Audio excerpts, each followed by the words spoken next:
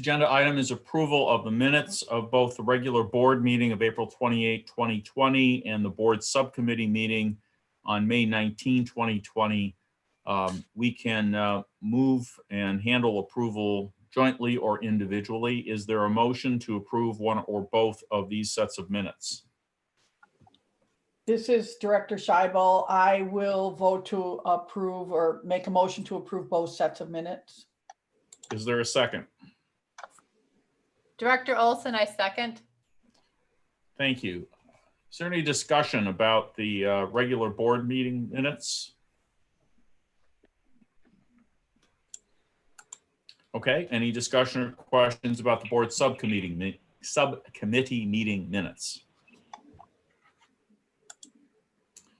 All right, there was a motion to approve both by Director Scheibel and a second by Director Olson. Would all those in favor of approval of both sets of minutes signify by saying aye? Aye. Aye. Aye. Aye. Any opposed? Motion passes. Next is approval of the consent agenda items. Again, we can deal with these individually or as a group. Is there a motion to approve one or more of the consent agenda items? Director Phelps Okoro move to, I forgot what I was going to say, sorry. Move to approve all the consent items. Is there a second? Second, Director Ramos. We have a motion by Director Phelps Okoro and a second by Director Ramos. Are there any questions or any discussion about any of the consent agenda items?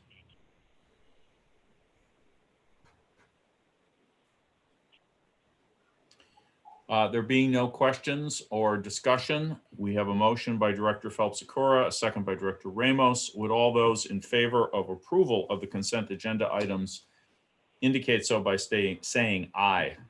Aye. Aye. Aye. Aye. Aye. Any opposed? Motion passes unanimously. Next up are the board action items. First is resolution F0128-05-20, authorizing the sale of $1.5 million general obligation promissory notes, series 2019-2020L of Milwaukee Area Technical College District, Wisconsin. Mr. Meehan, would you please, I'm sorry, we should do an approval first. Is there a motion to approve the resolution? This is Director Scheibel. I'll move to approve. Is there a second? Director Case, I second. Okay, Mr. Meehan, would you tell us the details, please? Yes, good afternoon. Hopefully you'll be able to have access to our pricing book. I think I'm going to have some assistance at the district with that, but I'll start walking through it. We'll see what shows up. Based on previous board authority, we entered into the market today with the issuance of the $1.5 million Series 1920L, which is the last series of the note issues for fiscal year 1920. We're pleased to report that we had a great sale. Wow, how things have changed. We had 5 bidders, where last month we had 4. So 4 or 5, you know, that's strong bids. The winning bidder is a firm called Huntington Securities. And Huntington, there we go, page 2, thank you. Huntington bid a 0.6264, which is the kind of bid that you just don't see. And as a reference point, the last month, the winner was a 1.39%, which I thought was great last month. So this is basically coming in at half that. The second place bid, Fidelity Capital Markets, actually was a winner last month.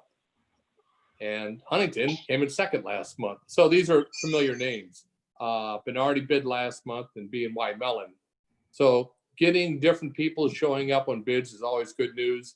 I would also point out how close Huntington and Fidelity are on their bids. 626, 1.38. So that's a pretty close fraction. As it goes farther out on the bidders, you'll see like Minardi is at a 116. That just tells me they didn't have any pre-sale orders, but they threw a bid anyway, which is always welcome. Next page, please. As far as the notes themselves, once again, it's 1.5 million. The date is June 11th. So June 11th is when all the funds will arrive in the hands of the district. The principal matures June 1st of 2021 through 24. And the first interest payment is December 1 of 2020. And there are funds on hand to make that payment. There's cash available. Because of their nature, so being so short, amortized, or non-callable, the rating's confirmed in a AA1. We have that in the back of the presentation. There's no change in the language. It's the same language. I would also say that probably for the next sale, we probably won't even have a call with them. There's no new information for them to digest at this point. But when we get down to the true interest rate, before you leave that page, and you see that 0.62 as a point of reference in April, as I mentioned, the winner was a 139. But let's go back to March. Remember the end of March, and the market was in quite the upheaval. That bidder was a 3.05. So that's a pretty dramatic swing. And I thought the month before that, when we had the February sale, that came in like at a 0.92 or something. So a little bit of a roller coaster. And now we're at the bottom of it. As I mentioned, Huntington's a winner. Next page, please. You've seen this before. This is all the listing of the financing plan for 1920 that has taken place. We show it on a calendar year basis, but it's really your fiscal year borrowings. At the far right side, we have the future debt payments, and we show what the combined debt service is. We are within your levy, which is good news. How do I get in there if I want to talk? There we go. We're within the levy target of $43 million, which is good news. And we're well positioned heading into sales based on your 2020/21 issues. Later on your agenda, you'll be considering the initial resolution for that. All the information that I covered today has been incorporated in the resolution prepared by your body. What one person's running. John, you've just gone mute. John, you're mute. Hopefully I'm back now. You're back. Last thing we heard was that the resolution for the first authorization of the next fiscal year is later on the agenda. And at this point, I'll be happy to answer any questions the board may have. Any questions about the presentation, the action item, or the details of the sale?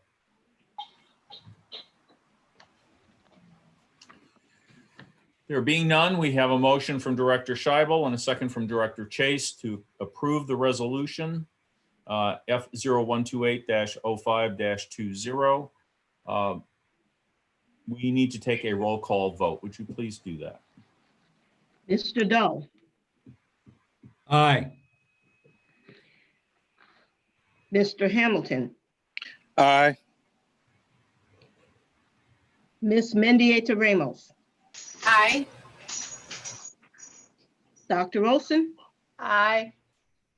Ms. Felsicaro, Aye. Ms. Scheibel, Aye.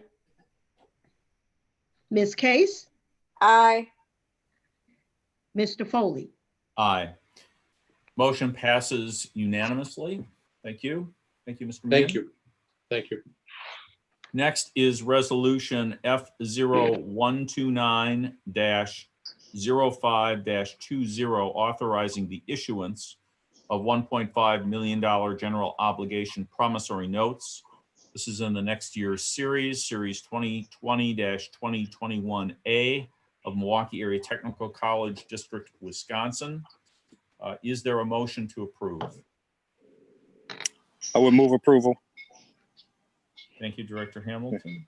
Is there a second? Second.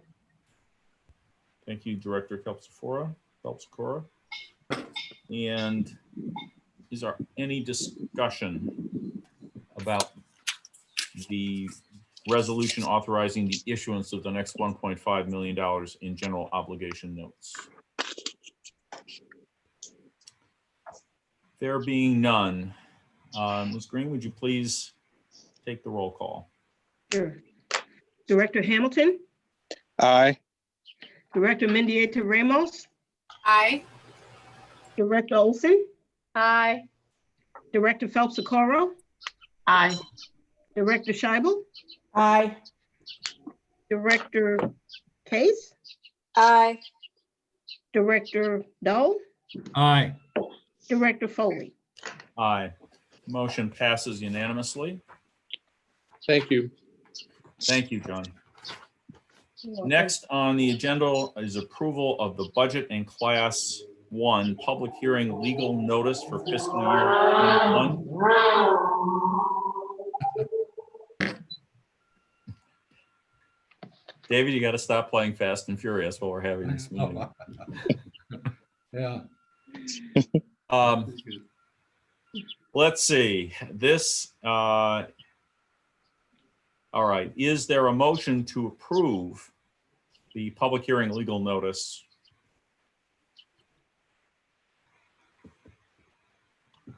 Move for approval. This is Director Case, I second. Thank you. And thank you, Director Phelps Socorro. Let's see, Vice President Hollow, is there anything to bring to our attention about this? I can quickly explain what this is about. This is the legal notice that will be published in the Journal Sentinel. It's notifying taxpayers of the public hearing scheduled for June 16th at 4 p.m. And what we will show on June 16th is a detailed summary of the fiscal year budget presented to all interested parties of the public. And some of the key points to take notice of are the mill rate for fiscal year 2021. It'll be 1.18321 or $118.32 for a taxable property valued at 100,000. This is flat with last year as well. The rest of the document shows the details of each of the funds that we are budgeting for, their revenues and expenses, and it's a lot of information at a very high level. If there's any questions, I'll be happy to answer them. Does anyone have any questions? Would there be remote access to the meeting that's public? I believe there will be. We'll probably do this online, I'm sure. Okay. I just have one question, and that is, what assumptions does the budget make about tax assessments? That is the assessments that get counted toward our mill or applied to our mill rate. Are we expecting those to be the same, to go up materially or not materially, or go down? So they are exactly the same. As you can see in the row 2021, you look to the far right-hand side, you'll see the $118.32 per $100,000 house. That was the exact same as last year. The only difference that we don't know now that we will know in the future is the total amount of equalized valuation. So this will be probably, you can see the valuations have increased from 2016 to 2021. And I anticipate valuations to increase in the upcoming year as well. So it's not impacting, so that just means that the taxpayers will not pay any more than what they paid last year for equalized valuation. Okay, what I was asking about is the equalized valuation. This shows that there's the expectation that it's going to go up roughly $650 million. Is that, what is that based on? And does it take into account changes in the marketplace because of the COVID-19? The valuation is based on historical changes from year to year. We usually, so what we do is there's about a $1.5 million increase in what we refer to as net new construction. And so we receive about $1.5 million in net new construction. We've built that into the budget. We're assuming that's going to continue. There's been a lot of building in the district, and it continues to be a lot of building. But I have no idea how this would impact, the COVID-19, how this would impact valuations. I don't know that there would be an impact. Okay, so are the equalized valuations based on the May assessments? They're based on the Wisconsin Department of Revenue. I believe the May assessments in the Wisconsin Department of Revenue. What they do is they perform the equalized valuations compared to other districts across the state. Okay, so the valuations are already, that $80 billion number is already baked in.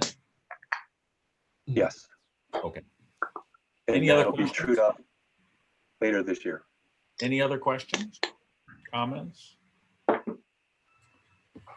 Okay, there be no further discussion. We have a motion by Director Phelps-Okoro and a second by Director Case to approve the budget and class 1 public hearing legal notice for fiscal year 21.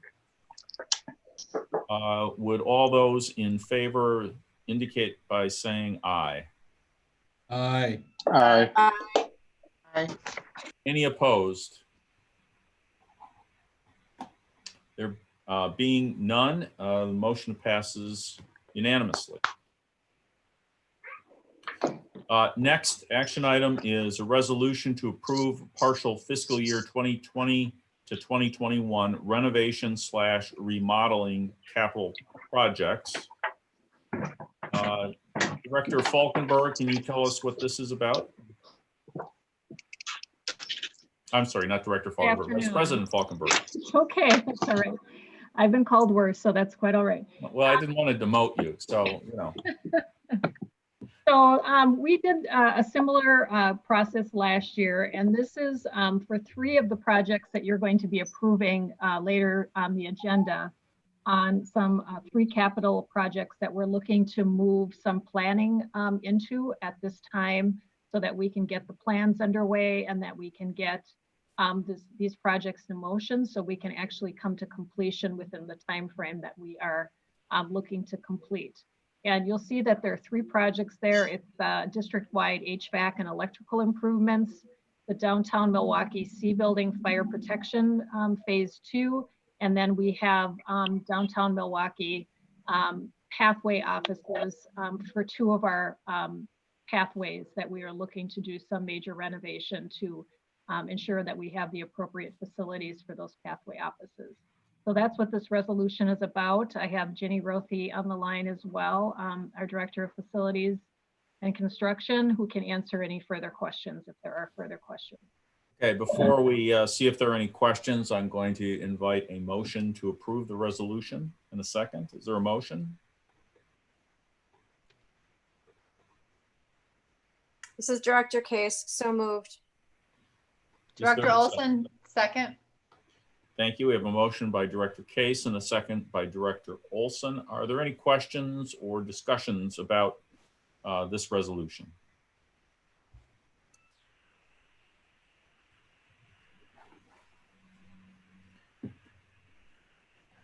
There being none, I will call the vote. We have a motion by Director Case to approve the resolution concerning capital projects. A second by Director Olson. With all those in favor, indicate that by saying aye. Aye. Aye. Any opposed? Motion passes unanimously. Next action item is approval of the board's self-evaluation instrument. I'm going to ask for a motion here, and then I'm going to invite Dr. Manion to give us a summary and answer any questions.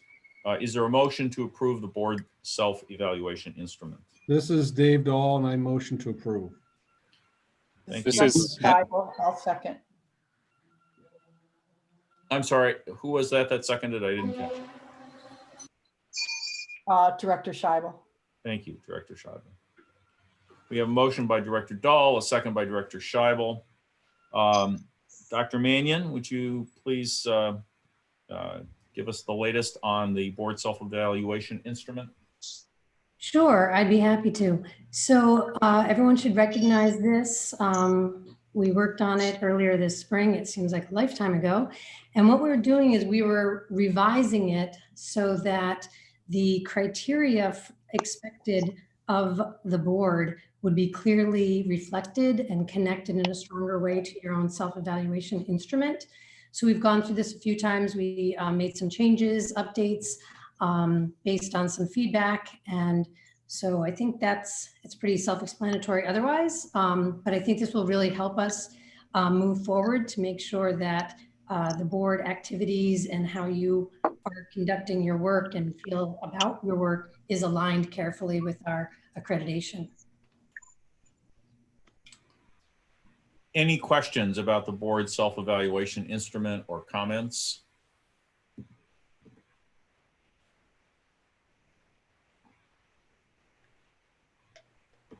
Give you a minute while we flip through this.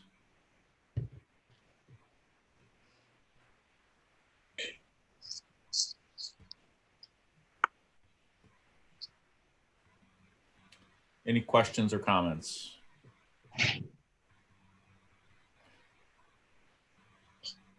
All right, we have a motion by Director Case, a second by Director Olson to approve the board self-evaluation instrument. Would all those in favor indicate that by saying aye? Aye. Aye. Aye. Any opposed?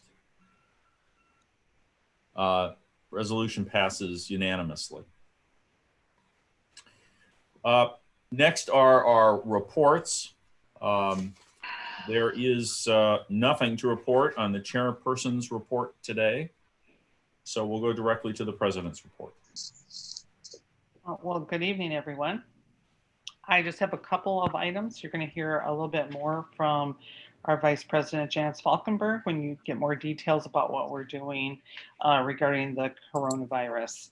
But I just wanted to mention that we will be beginning our summer school courses online starting June 8th. In the meantime, we are also doing some recovery courses from the spring semester that we did not complete. And so there is a PowerPoint here just to show you the police science. You may have seen it on the news the other night so that you can see the detail of what that looks like. I just wanted to mention for fall, we are planning on coming back with more online courses and some hybrid and some face-to-face. And we're going to be doing that with all the protocols. Oh, there we go. So this, you can see the police science students in the back. We wanted to make sure we had signage so that people were aware of what they needed to do. But before they came on campus, they also had to complete some training, some coursework around what these signs really mean and what it meant to come on campus and what protocols they needed to follow. So, of course, we wanted to make sure that we had social distancing and we regulated the traffic movement of folks in the building. This is at our Oak Creek campus. We can keep going. And what is required, they had to wear face masks. It was required. If you saw it on TV, you saw that they were all wearing them as well, the instructors and the students who are participating in the Police Science Academy. And making sure that the distancing and the elevators so that they knew exactly what they needed to do to maintain a safe environment for learning. And here they are. You can imagine this group, of course, is going to follow all the protocols that we require, which is really great. And so they did start in May, and they should be finished up pretty soon. Also wearing gloves, as you can see.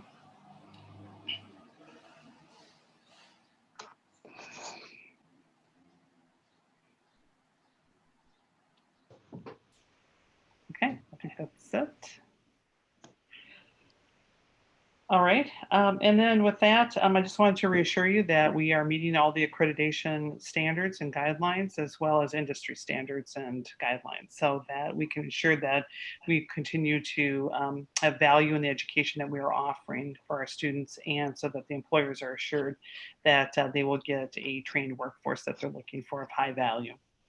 With that, I'd like to turn over to Dr. Law to give us an update on the CARES Act. It changes, it seems, at least a week or or at least every few days. Anyway, thank you, Dr. Law. I'll turn it over to you. Thank you. And Beth, I sent you a PDF if you're able to present it up on the screen. Since we'll be reviewing some numbers, it may be easier to show as opposed to hoping folks remember everything. But what I will start with is that as of today, we have awarded 3,333 students, and each of those students have received the adjusted maximum award of $1,000. During the spring term, approximately 10,000 students were eligible to receive these CARES funds. Oh, there she is. Thank you so much, Beth.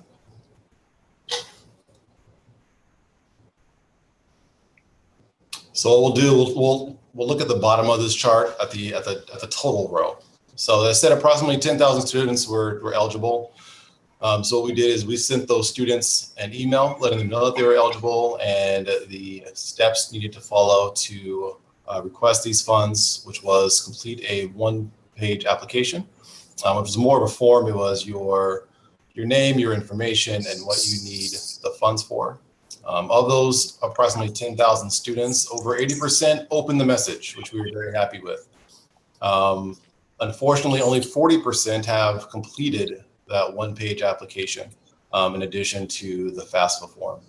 But if we look at the number of completed applications, 4,056, and the number of awarded students, 3,333, we've been able to award so far about 82% of the students who have requested the funds. So the financial aid team is still going through the balance of that 4,056 student number to determine who else is eligible. As Dr. Martin mentioned, our Department of Education in Washington, D.C. has moved the goalpost again on us. And what I mean by that is they have determined that while students still need to be eligible for federal financial aid, they will not enforce federal financial aid regulations. And consulting with our financial aid director, our executive director, as well as legal team, we are taking the conservative approach. So we will still require students to complete the FAFSA. And this is the move that a number of schools are taking also. Again, we want to protect the institution from any future audits for not following federal financial aid guidelines. So as where we stand today, we have distributed just over $3.3 million, and we will continue outreach to disperse these funds moving forward. Are there any questions regarding the CARES funds at this time?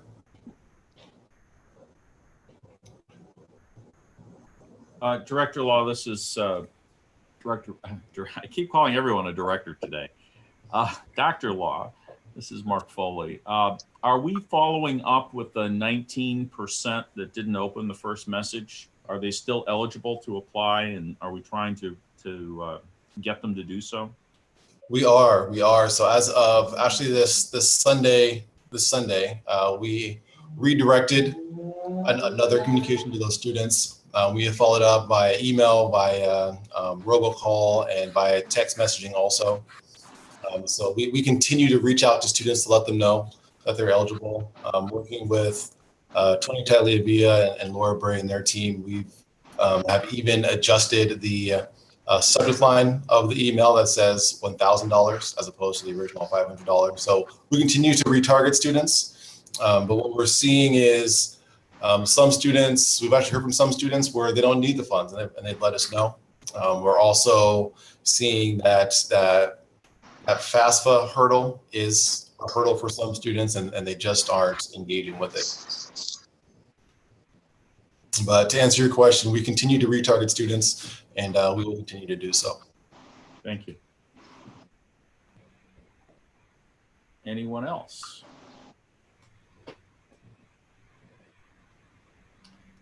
Dr. Law, do you have more to present? On this topic, no. No, he'll be Fine. coming back later to talk about enrollment. Okay. Finally, I'd just like to thank all of our faculty, staff, administration, not just for bringing the Police Science Academy to fruition, which you can see how much additional work that is. And as you can see, COVID-19 has added quite a few more layers to everyone's job. I just want to thank all of our staff and faculty and leaders who have really put in the extra hours and time to ensure our students are successful. That concludes my report. Thank you. Are there any questions for Dr. Martin? Mr. Chair, Yes, go ahead, Director Hamilton. I just wanted to follow up on that with the law enforcement class. If I know that there had been conversations with the city about being able to kind of streamline City of Milwaukee police officers' ability to be able to train there.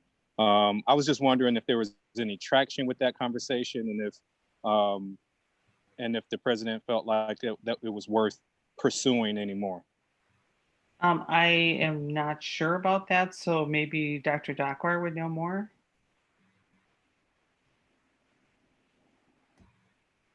Thank you, Dr. Martin. And I'm not also sure about this, but I'd like to ask Dr. Brian Stout or Russ Pond maybe to respond to this. I know we were in some communication with them, but I'm not sure about any updates at this time.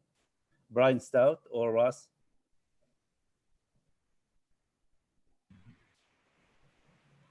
Well, they may not be on the line. We'll get back to you for sure.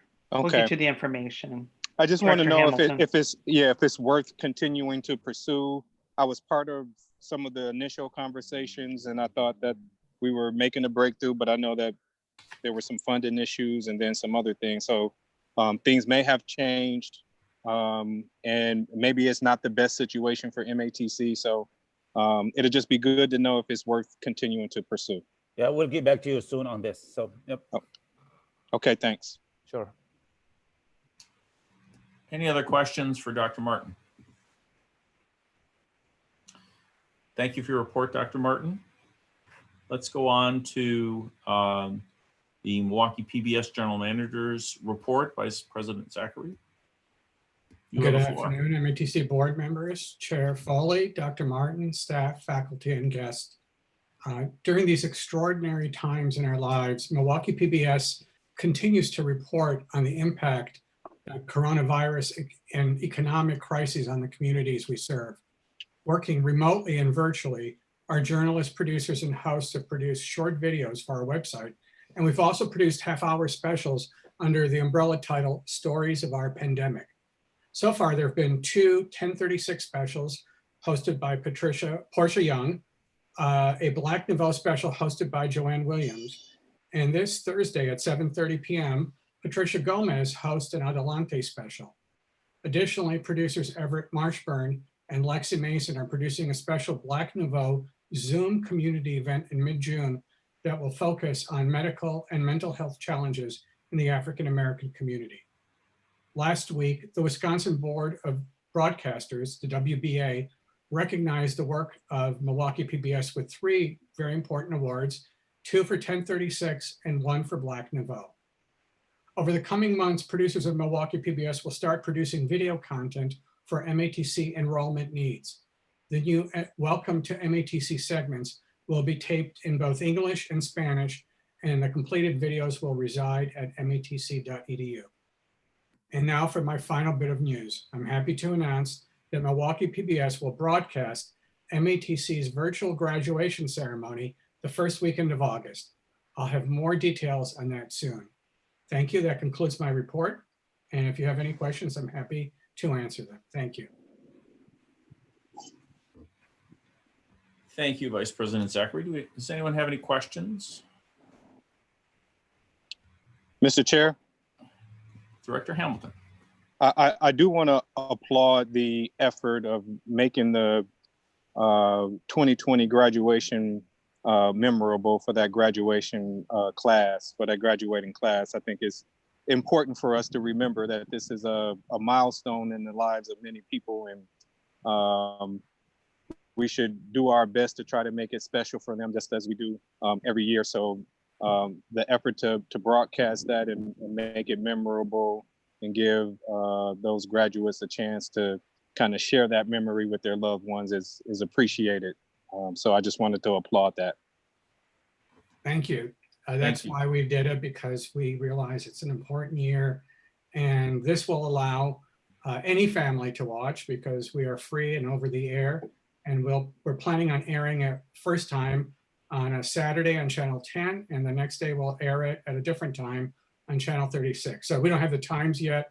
We haven't figured out how long the actual virtual ceremony will be, but we'll definitely share that with you as soon as we get it. And thank you again. Yep, that'd be great. Will there be an opportunity for the members of the board to virtually walk to the dais and give their congratulations? Well, because of the short length of the window to get this done doesn't allow Milwaukee PBS, which is still not yet ramped up for production. So we're working with this company that stages these virtual events. But Milwaukee PBS actually will be recording a lot of segments for the next graduation ceremony later this year. So look for that too. Any other questions? Comments? Thank you again. Let's go on to the Legislative Matters Report. I believe this will be Vice President Falkenberg. Yes, and we have Rami Zelenkova on the phone, and she also did prepare a written report that I hope all of you were able to receive. So Rami, could you give a brief update? Sure. Thank you, Janice.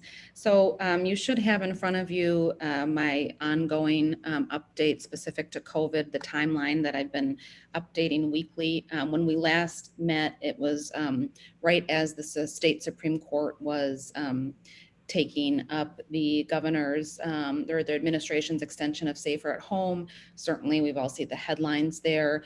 The Supreme Court ruled against the administration in extending Safer at Home. So as a result, local governments are now tasked with determining the next best steps forward for their communities.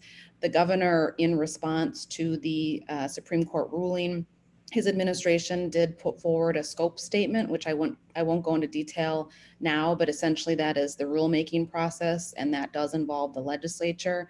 But based on feedback coming from key members and key committee members who would have been part of that process, it was pretty clear early on that a rulemaking process specific to a kind of a statewide approach for social distancing probably was not going to result in the two sides finding common ground. So the administration removed that scope statement. And again, everything is being handled at the local level at this point in time. In terms of businesses opening, et cetera, with the exception of K-12 education. Specifically, it has been made clear that schools at the K-12 level are not expected to go back in for the school year. And certainly at the higher education level, that timeline is a little bit different for us, but K-12 has been somewhat insulated, and higher ed, of course, making those plans moving forward. In terms of the budget and fiscal picture, I briefly mentioned during the last meeting that we are probably looking at a budget repair bill at some point. When, I'm not sure. I don't expect fiscal estimates to probably come out until July or August. The Legislative Fiscal Bureau's director has indicated that he is hesitant to release any projections, particularly because of tax deadlines having been pushed out. So in July and August, we may see some of those projections, which then could potentially and likely would trigger a budget repair bill. So it's just a matter of time, I think, when that happens. We'll need to be prepared for that. And then in terms of other kind of financial updates, Dr. Law obviously already spoke to the CARES Act, so I won't really hit on anything specific there. The governor has been announcing over the last 7 to 10 days proposals to spend the CARES funding Wisconsin received, which the governor has at his discretion to spend approximately $2 billion. So he started with some business programs, $1 billion for statewide efforts for testing, contact tracing, et cetera. That also includes funding for hospitals and PPE. And then there have also been some announcements specific to rental assistance programs, farmers, food security initiatives, and also long-term care providers. There's approximately 400 million, a little over $400 million left, as I understand, sort of in that CARES pot of money. I think some other announcements will come, certainly local government. I know there's something very unique and specific for Milwaukee County in that regard. But so far there's been limited funds announced for K-12 and higher education. For the most part, there have been a few dollars that have trickled in a little bit, but for the most part, it's been limited. I think if there's going to be any financial relief for education, we probably will be looking for the feds to help there. The House passed the HEROES Act a couple of weeks ago, or last week now or so. That's approximately $90 billion, as I indicated in my report. There would certainly be some support there for education, both K-12, but also higher education as well. So we'll see what happens there. The Senate, of course, has not shown as much of a sense of urgency to move another CARES or COVID type proposal. So time will tell in terms of what Congress will do. And with that, I will end and ask if there are any questions or comments. This is Director Scheibel. I do have a question for you. Sure. I'm curious as to whether you have any indications on what might happen to K-12 in the fall. Yes. So I, as a contract lobbyist, I wear several hats. I know that there have been numerous conversations, both within the business community and also the K-12 community, the Department of Public Instruction, to determine how to move forward with students getting back to school, because as we know, for the economy to really work, that's a key piece of the puzzle, for kids to be in school. And so those conversations are happening. I know the Department of Public Instruction is working on some guidelines for, returning to school or what that might look like. That's not been finalized. So certainly the conversations are happening. As of right now, there's nothing concrete in terms of, will school be in or out, or is some hybrid approach? But I can tell you that superintendents, particularly in the southeastern Wisconsin area, we have one on our board. They've been doing a lot of work to kind of figure out how to plan for the future and how to plan for the fall. So I know that doesn't really probably give you some clarity, but Director Olson, maybe, if you want to chime in to help supplement anything, that would be great. Yeah, I would concur with that. I think that Ramey spoke to it, but we're expecting mid-June to have DPI and DHS collaboratively put together guidelines to schools to reopen. One of the challenges is that with recent decisions, things have been sort of put at that local level, which is a little bit challenging. You'd think you'd want a little bit of that, but when it's left to county health departments, that becomes challenging, especially if a school district is between counties. I've been in that situation before. So there is this custodial role that K-12 school districts play in society. And if you haven't recognized that before, we're all feeling it right now. And so in order to really open up, as people might call it, there has to be some consistency of what that looks like for that role of it, especially for your youngest learners. And so we're looking at a lot of different ways and be ready for that, and also be ready for what wave number 2 might look like if that's the case. So just a little bit of a follow-up question. So do you anticipate that this decision is going to be made at a state level, at a district superintendent level? Private and charter schools will make decisions differently than public schools, given we have kind of a patchwork of schools. Will there be any alignment on this, or are we expecting something a little more chaotic? That's a great question. We had a statewide meeting for superintendents across the state because we're looking at all of that. And I think that the guidance to us is that, you know, when you look at MATC or organizations like that where the students are older and can sort of make those decisions for themselves, that's a little less so when you look at a K-12. That was our concern, that there are 424 different plans to reopen come September 1. And without a state, we all want some statewide guidance. We're not so sure it's going to come. And I'll just supplement that. I agree 100%. I think the ask is statewide guidance because that makes the most sense for so many different reasons. I do think that Republicans in the legislature have expressed, even if the rulemaking process generally specific to social distancing and safer at home, you know, sort of definitely feels like that's not going to necessarily happen. I do think that Republicans in the legislature have expressed a desire to talk about you know, whether it be education. I know sporting events have been, you know, also used as an example, those types of kind of events where they would like to talk to the administration about, you know, whether that be a rulemaking process or some common guidance. So I'm hopeful that even if the politics have been, you know, very difficult surrounding safer at home and social distancing, that at least in terms of K-12 education, that there is potentially some path forward to find a more common approach for everyone across the state, because it will be very challenging if that's not the case. Thank you. Any other questions or comments related to the legislative matters report? All right, thank you. Thank you very much, Rami. Thank you. Let's move on to the advisory audit report. And I believe Vice President Hollow is going to address this today. Is that right? Yes, yes. Mm-hmm. Go ahead. The advisory audit committee meeting was held on Thursday, May 14th. Mr. Paul France, partner at Baker Tilly, noted the audited engagement team, the scope of services, and the overall audit plan. Further detail was provided on the audit plan, including entity level and process level controls review beginning June 16th and 17th. The audit will continue in mid-September with a goal of presenting draft comments to management in October and a final audit draft by the end of October.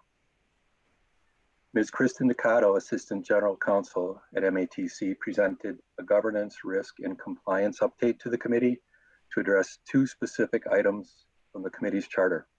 She noted that the college has no current investigations related to fraud at the college, and she outlined the new Title IX regulations released on May 6th. Additionally, Kristen mentioned the CARES Act and its funding. Mr. James Wieschen, Senior Director of Facilities and Operations and Construction, provided the committee with an overview of the college's response to the COVID-19 pandemic. Efforts were focused on safe building operations, which included restricted access to MATC's campuses, scheduling appointments for any on-site time, limited time on campus during these visits, personal protective equipment requirements, and cleaning requirements after such visits. Finally, Mr. Brian Kubik, Manager of Internal Audit, provided an internal audit update. This included a discussion related to the risk assessment process and the risks posed by the COVID-19 pandemic, an update on the audit plan, the draft results of data flow privacy review, an update on management's completion of action plans, a brief update on the campus reopening plans, and an update on the Advisory Audit Committee's charter compliance, noting all items were met. This is the end of the report. If you have any questions, I'll be happy to answer them. Any questions?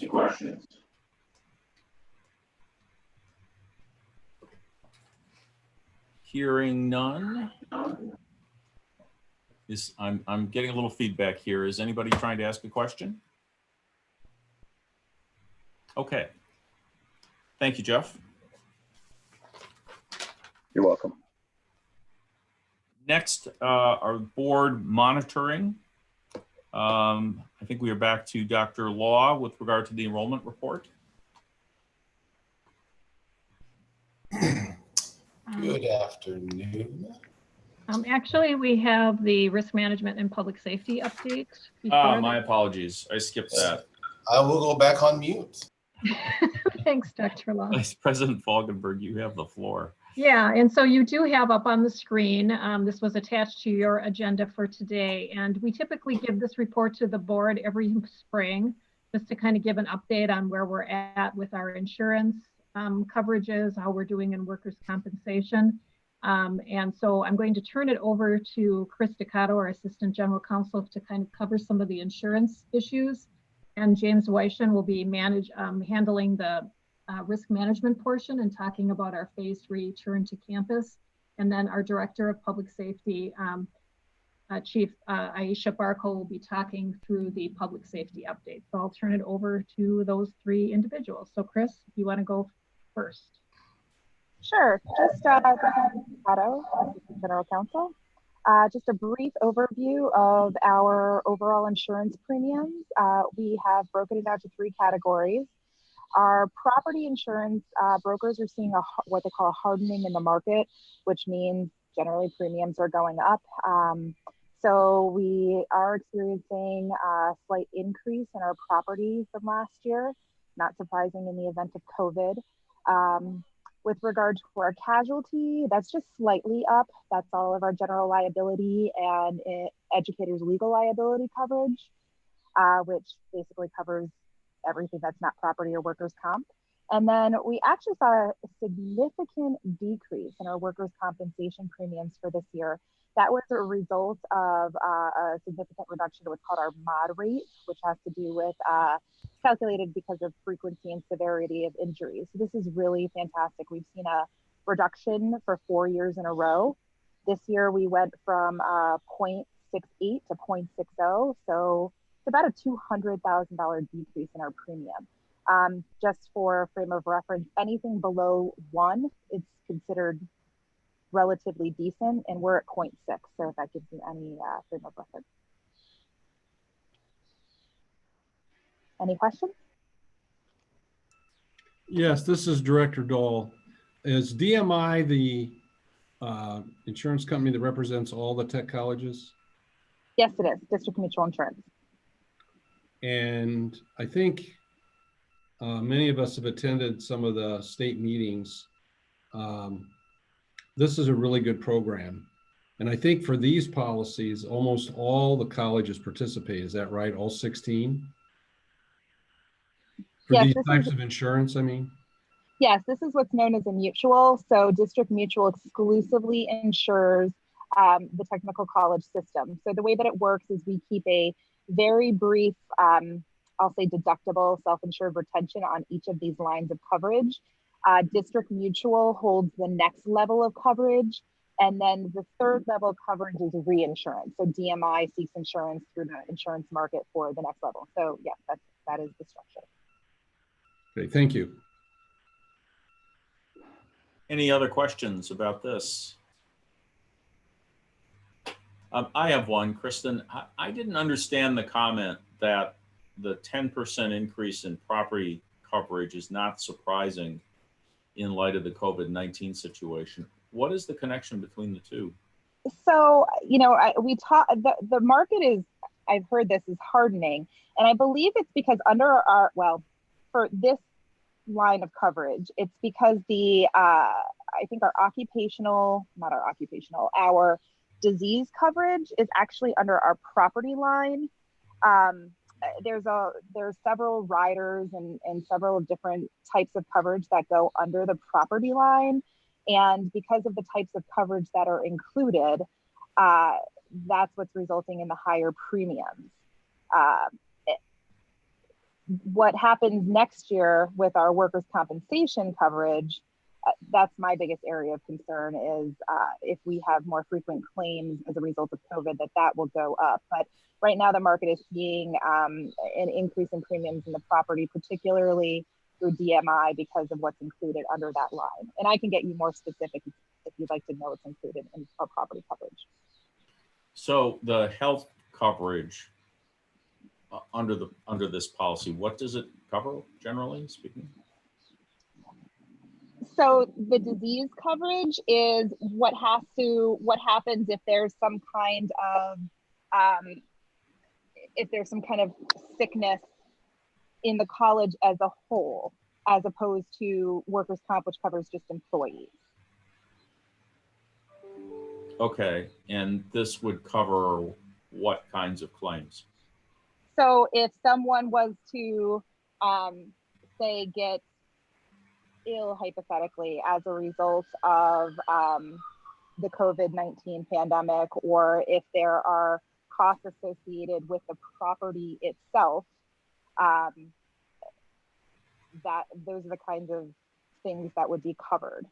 So if there was a major outbreak of COVID-19 and we had to decontaminate large parts of the college, would that be the kind of thing that's covered by this? Yes, and we did seek some direction early on from District Mutual Insurance to see what the coverage lines would be and how that would work. They give us some general parameters as to what types of cleaning could be covered under a claim. But of course, until a claim is made, they make the assessment at that time under the policy terms itself. Okay. So I hope that Any answers other your question. questions on this part of the risk management report?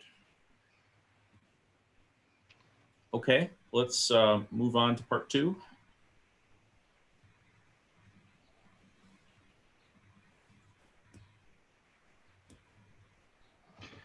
Okay, this is James Wyson, Senior Director of Facilities. Just wanted to touch on a few of the safety and health considerations that we've been implementing as we've been open during the closure, in the sense that we've still been maintaining the buildings. We've still been taking care of the mechanical systems. We still have been providing access for faculty, students, staff that have been deemed essential and that are functioning. Students that need to come back and get materials maybe that were left, or supplies. So as discussed, we've enhanced the cleaning and disinfecting procedures. We've really written specific standard operating procedures for classrooms, for corridors, for restrooms, and so forth. We've increased the building classroom air capacity. We've really looked at our air handling systems to figure out how we can bring in more outside air, more fresh air. And that can always be a challenge in Wisconsin given the temperatures, but that is a critical component of building occupancy and disease prevention in terms of the virus spread, is really getting in more fresh air. We've increased and we've implemented, as you saw in some of the earlier presentations from Dr. Martin, the furniture configurations. In the photo that you see, we actually are using the tables to kind of navigate the traffic in terms of making sure that people keep on their appropriate sides. We've limited the chairs at the table so that only a single person can sit at those stations. We've increased the employee training, so we've made sure that people are familiar with these expectations. And then we've also implemented components for contact tracing. That's a big part of the phase reopening, is making sure that we have systems in place to make sure that if somebody does come in contact with the virus, that those appropriate individuals can be contacted in an expeditious manner so that they do not then spread the virus, or that they then can go get tested. So that is a big piece of the phase reopening as well. Next slide, please. And then just a few, we are still formalizing and making sure that the health screening forms get completed. We are ensuring the social distancing and the health hygiene practices that you've seen. We do continue to manage the personal protective equipment to make sure that adequate supplies are on hand and in stock. And we are implementing thermal temperature screenings. That's going on right now with the current cadets at the Oak Creek campus. And we will be getting a larger implementation in place for the June 8th phase opening. And then again, as discussed, the implementation of the traffic flow and the signage, and making sure that people really enter the building go to their course room, classroom, and then leave. It's really a focused on making sure that the traffic flow is restricted to just those educational needs. And that's all my components are, if there's any questions. Questions? Okay, there being none, let's go on part 3. Good evening. This is Aisha Barco, Director of Public Safety. Just wanted to provide a few updates for public safety, the enhancement since the beginning of the school year. We continue to look into ways that we can improve. One of the ways we look is to have peer reviews. We had 2 peer reviews conducted for Clery compliance and also our public safety department. Our Clery compliance review was conducted by Margulies Healy. This is the company that represented Penn State and assisted them in getting in compliance with the Clery Act. And we also reached out to International Association of Campus Law Enforcement, which is IACLEA, who conducted a peer review for us regarding how we run our public safety department. We are currently looking at their recommendations, and we're putting together a plan, which we will present to the president and to the board in the near future as far as the recommendations and the changes that we are making. Also with our equipment upgrades, our emergency blue phones, we have updated 23 out of our 39 emergency phones. This is the replacement of our yellow phones where someone pick up the phone and they have direct contact with public safety. The new phones now have just a button that they push and also a camera, so we can have eyes on the person and we can see what's going on. Our mass notification system has also been upgraded. What we have right now, we are replacing our old mass notification system. This is the system that if there's an emergency, we can go over, kind of like a PA system that we had back in grade school. It's like a loudspeaker that we can go on and announce emergencies. We're working with operations with this upgrade construction. We have upgraded the West Campus, Walker Square, Mequon, and then the downtown T, C, and Foundation Hall building. Currently, they are working on the South Campus upgrade. In addition, we are preparing for the Democratic National Convention. We had a training which was conducted back in February, a tabletop exercise, just to prepare people for civil unrest. If there's protesters, what do we need to look at for the DNC? This was conducted with our Emergency Operations Center. We put everyone in together, identify areas we should look at and put together a plan. I am working with the Secret Service for the DNC. We also conducted our Public Safety Day. We held that back in October at each campus. This is just to make sure that everyone was aware of the services that we had. In addition, we are looking at still upgrading our parking structure. We have identified some areas that we need video surveillance systems installed. So we are putting together a proposal for that, and we're continuing to upgrade our access control. We're looking at expanding how many doors we can have access control. We currently have on the exteriors 1 door at each campus, and Walker Square, we have all doors at this time. Next slide.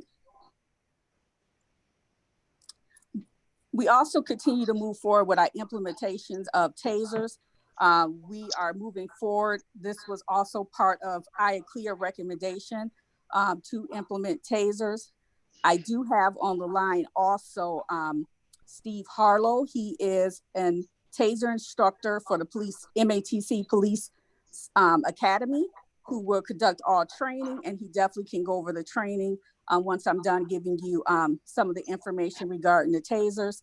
The taser, as you know, is a defense control tool that we'll be able to use. It would assist with threats, as we know that it's been developed to reduce officer and subject injury. According to the Department of Justice, it can reduce injuries up to 60%.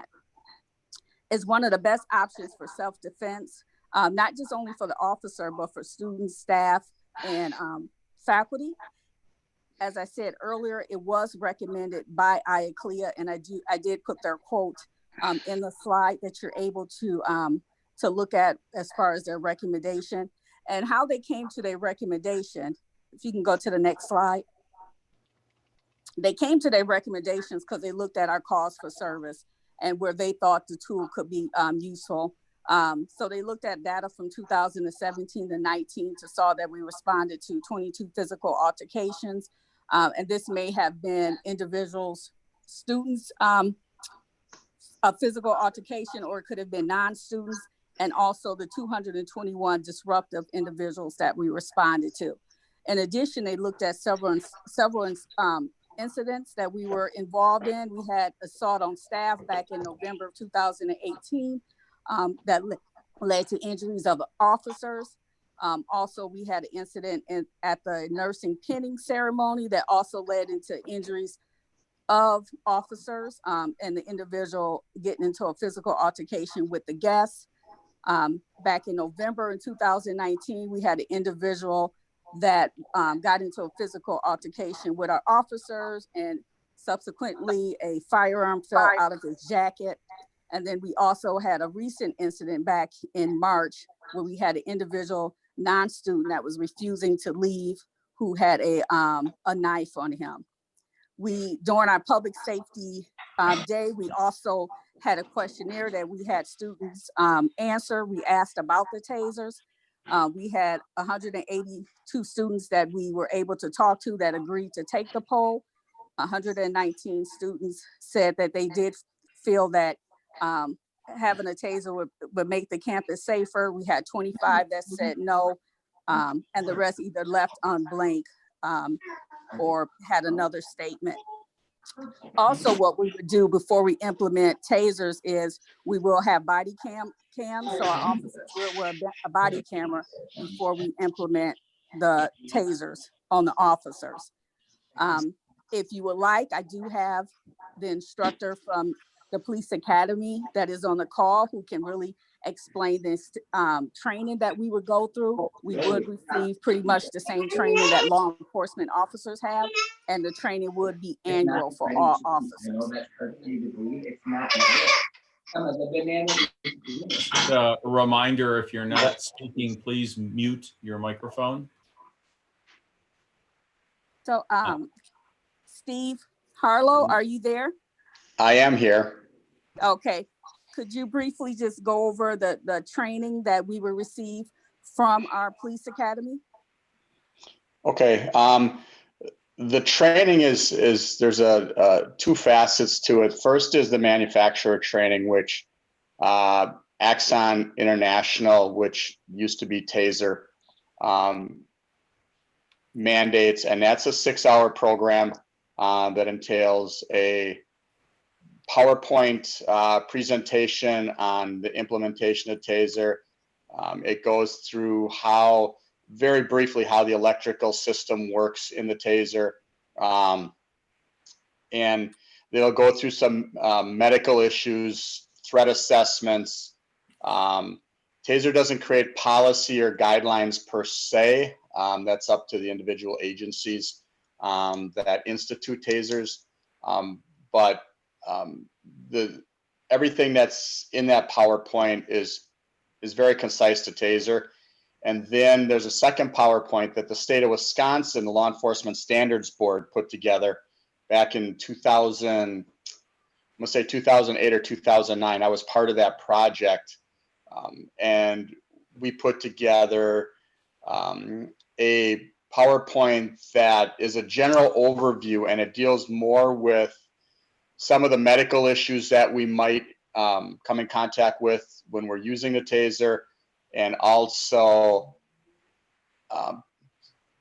we call them officer subject factors, and different circumstances where the Taser may be used, may not be used, and then walk through some of the process of why you could use a Taser in certain situations and why you shouldn't use a Taser in other situations. And then there's a number of drills that we would do with the Taser, from taking on and off a cartridge to actually live deployments with the Taser. on a cardboard cutout that Taser supplies.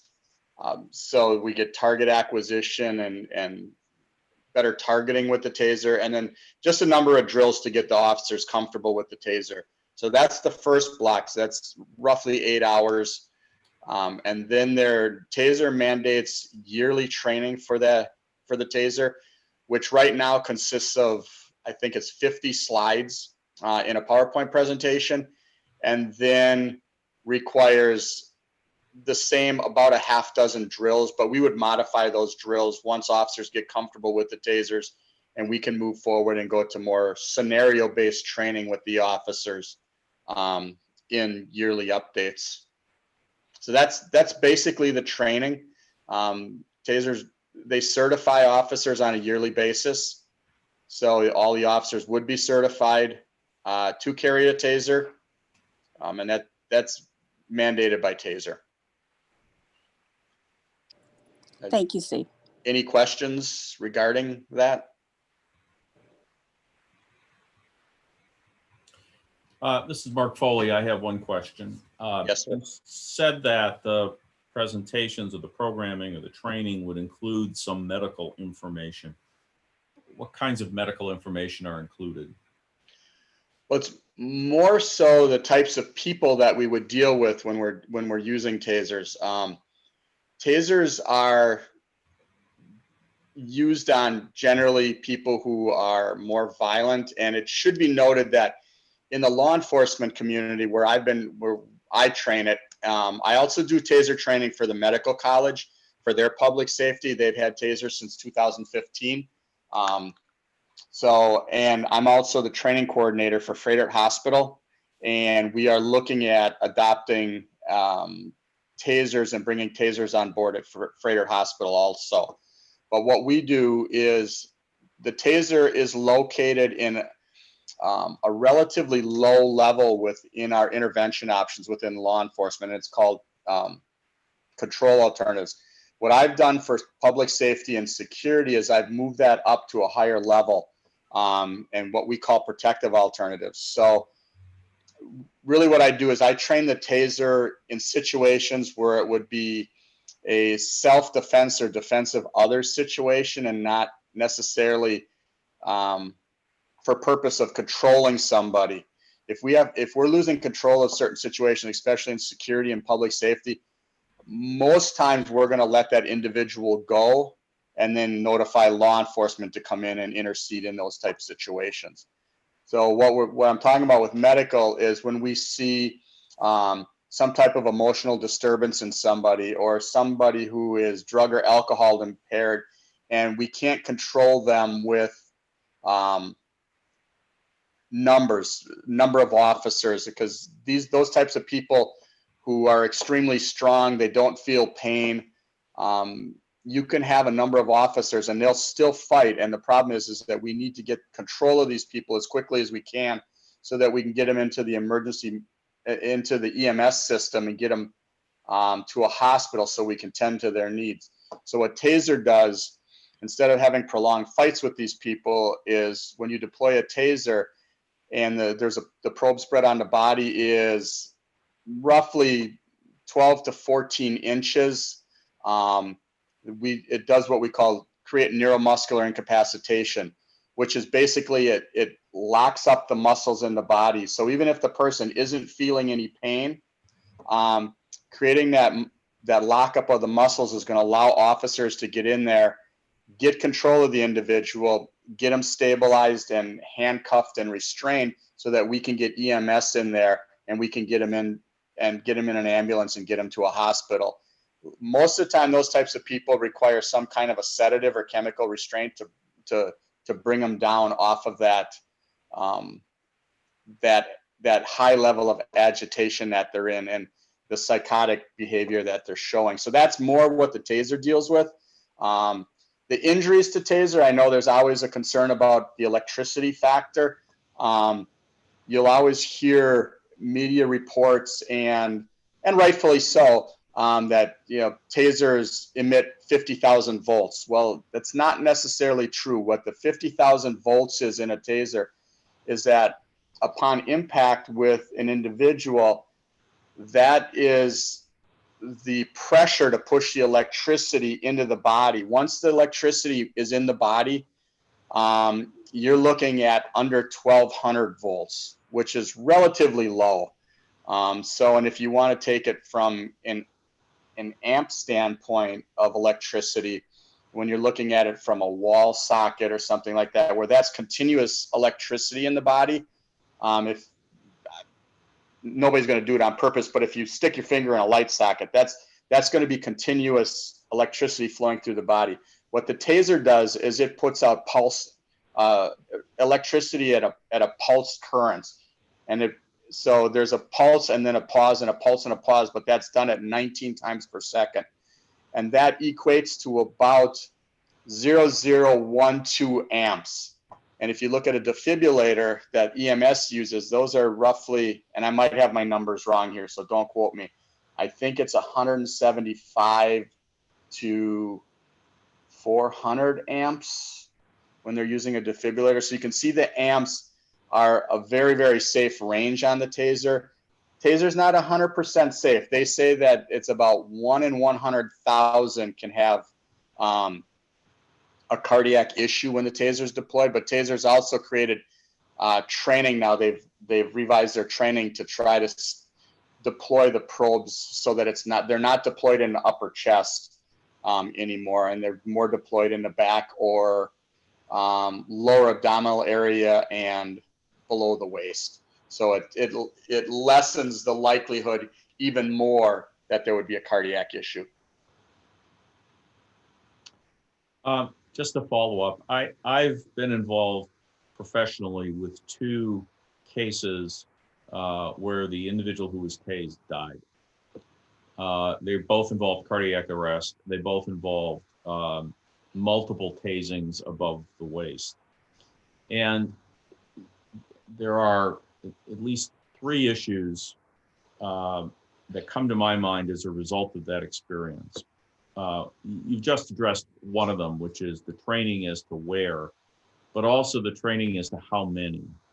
In the 2 cases I was involved with, there were multiple officers who used multiple tasers within seconds of each other. And I'm wondering if there's training about that.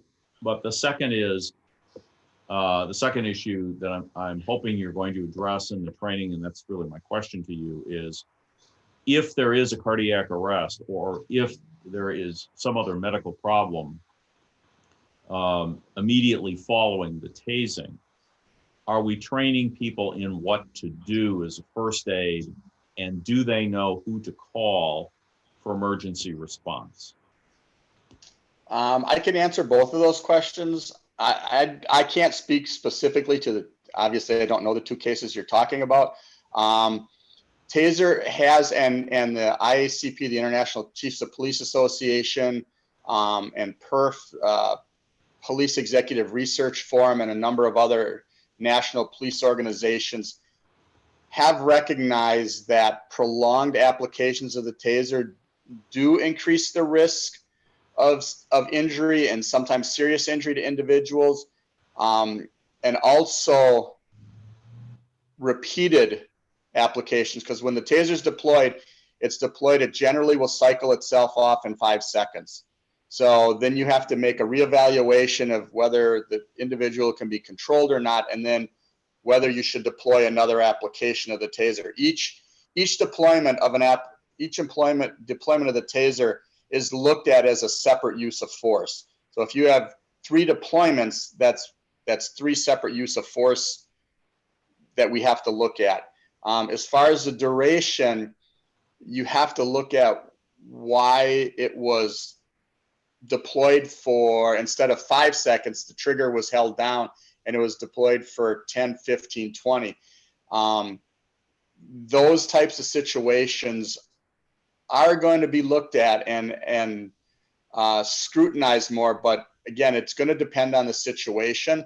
A lot of times what happens is these people that we're dealing with in these types of situations have other medical issues also, whether it be high blood pressure, cholesterol, or just have some kind of psychotic episode or psychosis. Blood sugar is very low or high. So the cases that I looked at initially when Taser came out across the country, Taser is generally going to be looked at as a contributing factor if it's used and somebody does die or is deceased from the Taser after the Taser application. But generally, there's other factors come into play when the Taser is deployed. And in a lot of the situations, we look at it and say, even if officers, whether they police or security or public safety, simply try to manage that person's behavior through multiple officers and body weight, there's still a risk that they're gonna die. In fact, Taser has done studies that show that the Taser creates less of a stress on the body than does fleeing from an officer or fighting with an officer. So, but those issues have been dealt with. We do talk about that, and what we do train is what we call control and cuff under power. So what we hope to do is once the Taser is deployed, you have other officers on the scene and they take control of the individual's arms and they direct them down to the ground where they can stabilize them and get handcuffs on them. Because once you get handcuffs on and they're no longer a threat to you or anybody else in the area, then we can start to medically treat them. And we do an initial medical assessment. If it's a cardiac issue, then we would move to CPR or a defib unit.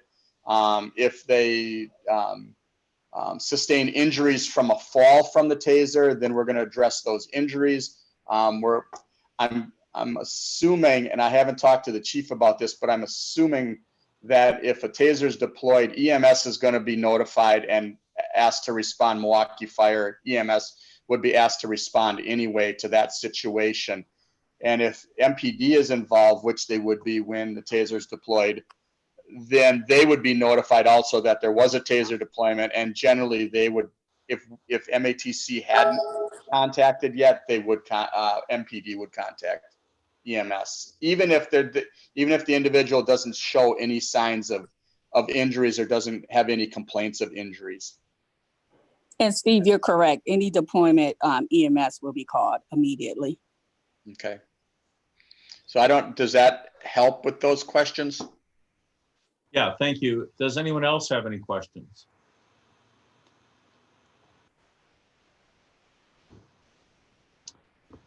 Okay, thank you.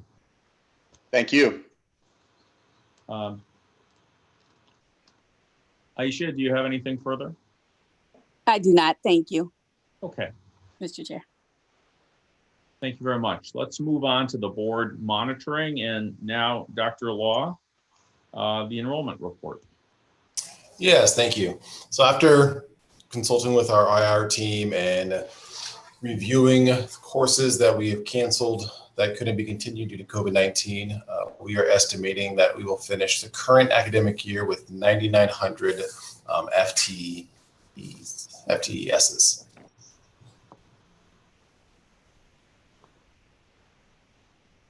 Are there any questions from the board? Does that include the summer session, or does the summer session get counted toward the next year?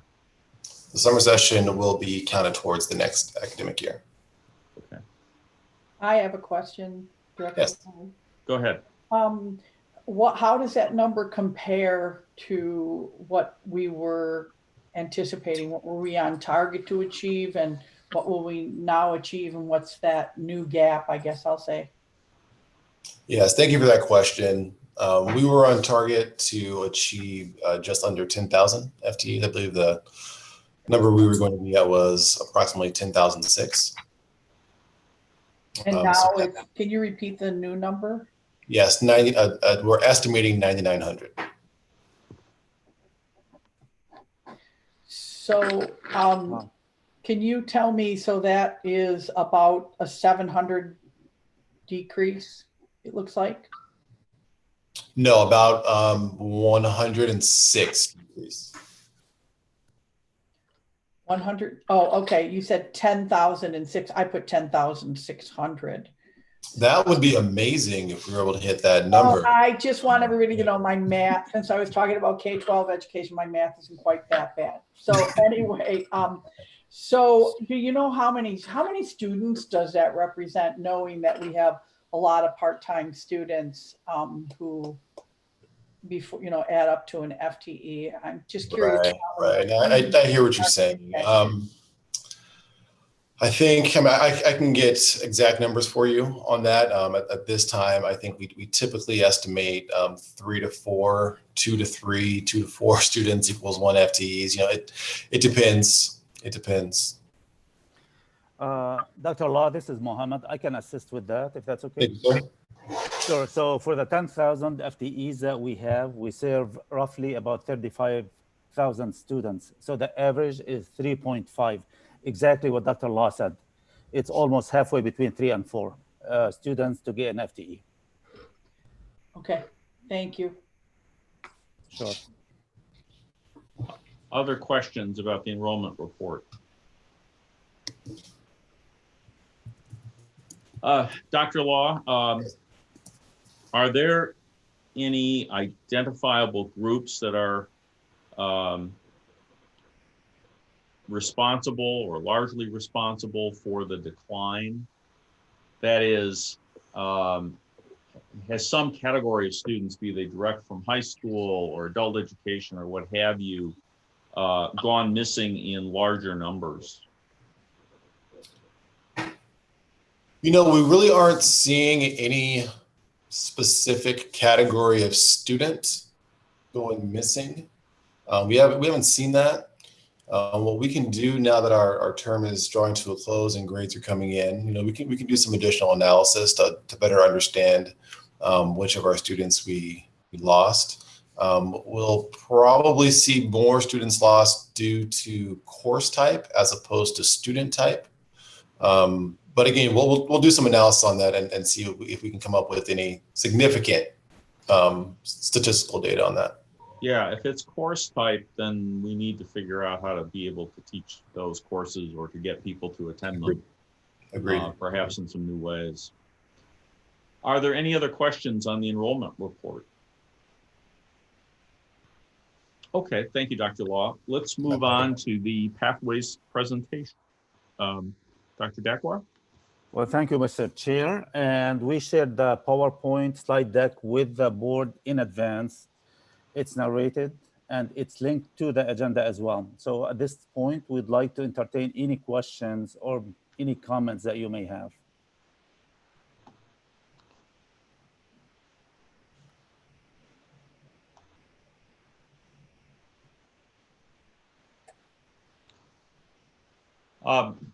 Since no one else is speaking up, can you,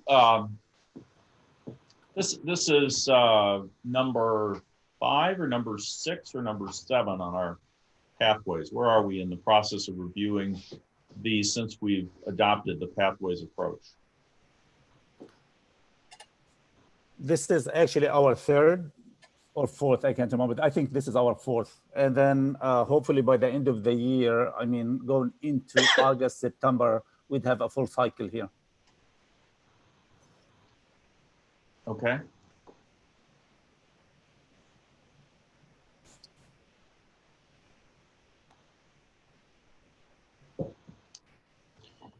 Dr. Dakwar, can you just refresh my memory about how this works for each one of the campuses as far as the advisors and coaches are concerned? Absolutely. So our commitment to students is one-stop shop, regardless of which campus they go to. Anytime a question comes up, we'll connect them with a central pathway office via technology, or in some cases, we have some general training for advisors to address any questions that may come up. Now, as you may expect, advisors may not have the in-depth knowledge about specific programs and pathways, and that's when they need to link with the central office, or the pathway office. That's basically how this is set up. We did a lot of training. There's just a lot of general training to assist students, provide them the resources, and so on and so forth. But the commitment is not to have anyone have to follow up with another office or have to call another person. hopefully on the spot we can answer the question.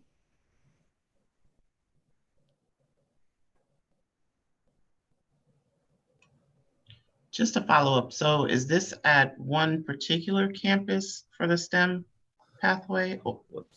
That's a great question. So it's a combination, as you can see from the list of programs, the IT in particular, it's at all 4 campuses. And we have also a virtual option on the IT. We have online, strictly online IT programs as well. So the IT is across the entire district. It's not the same for the technical programs like the electronics, the quality engineering, and some other programs, the architect and so on. Those are mainly clustered at the Milwaukee campus. So between or among the programs, I could say district-wide for the IT, mainly at the Milwaukee campus for the rest. We do have some kind of courses that can be taken at the Oak Creek campus as well.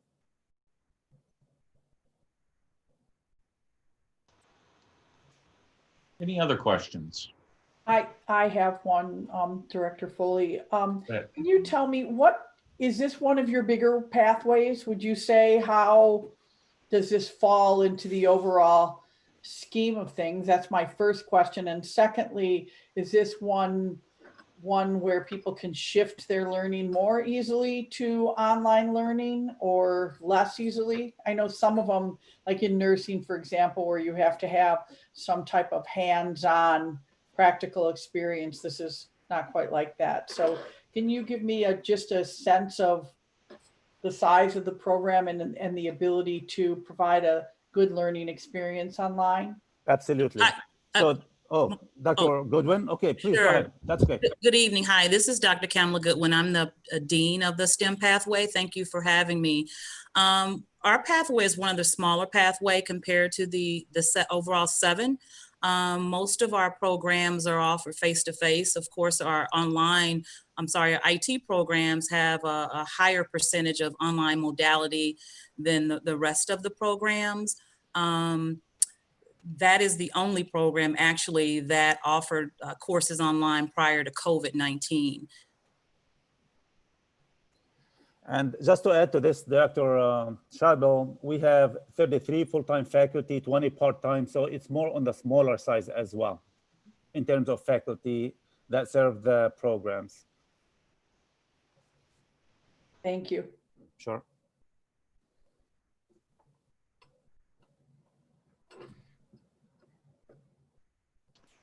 Any other questions about this pathway?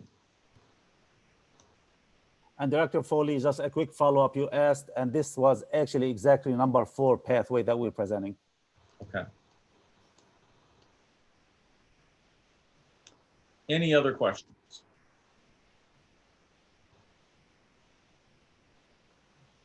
Okay, thank you, Dr. Dackwell. You're welcome, thank you.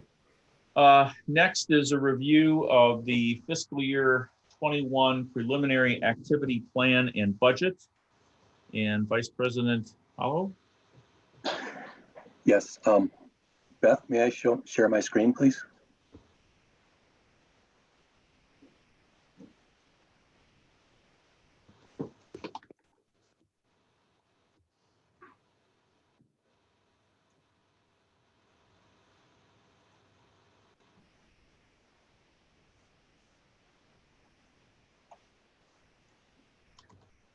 It's not allowing me to show my screen, so maybe I'll just walk through and talk about the financials.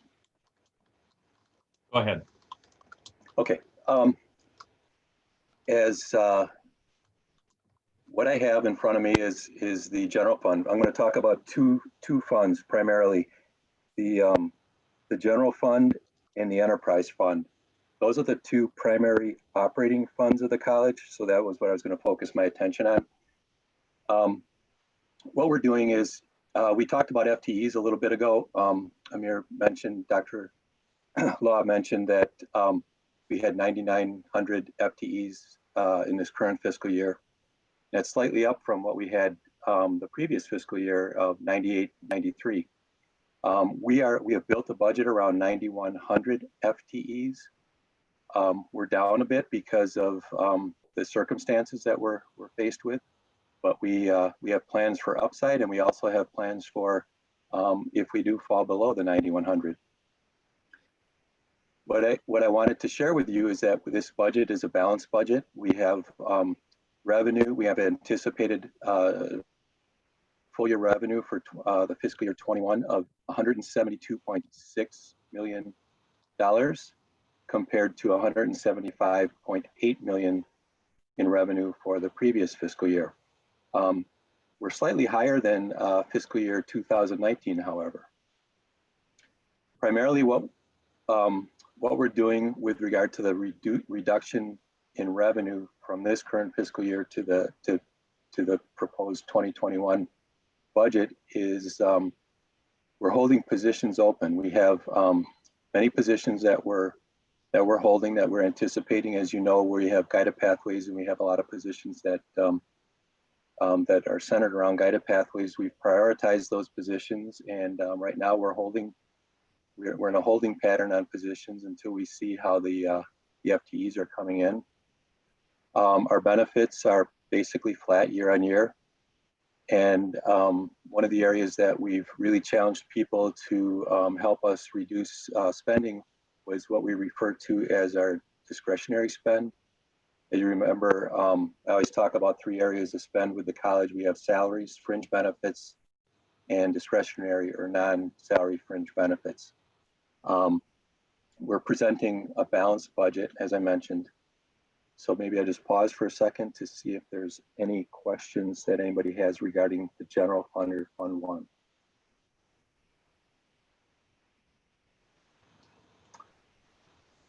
Okay. Any questions? So what I'd like to do is, Yeah, let's just give him one last chance here. Dr. Scheibel, you look like you're about to ask a question. Well, it's just really hard for me to follow a financial discussion without seeing something in front of me.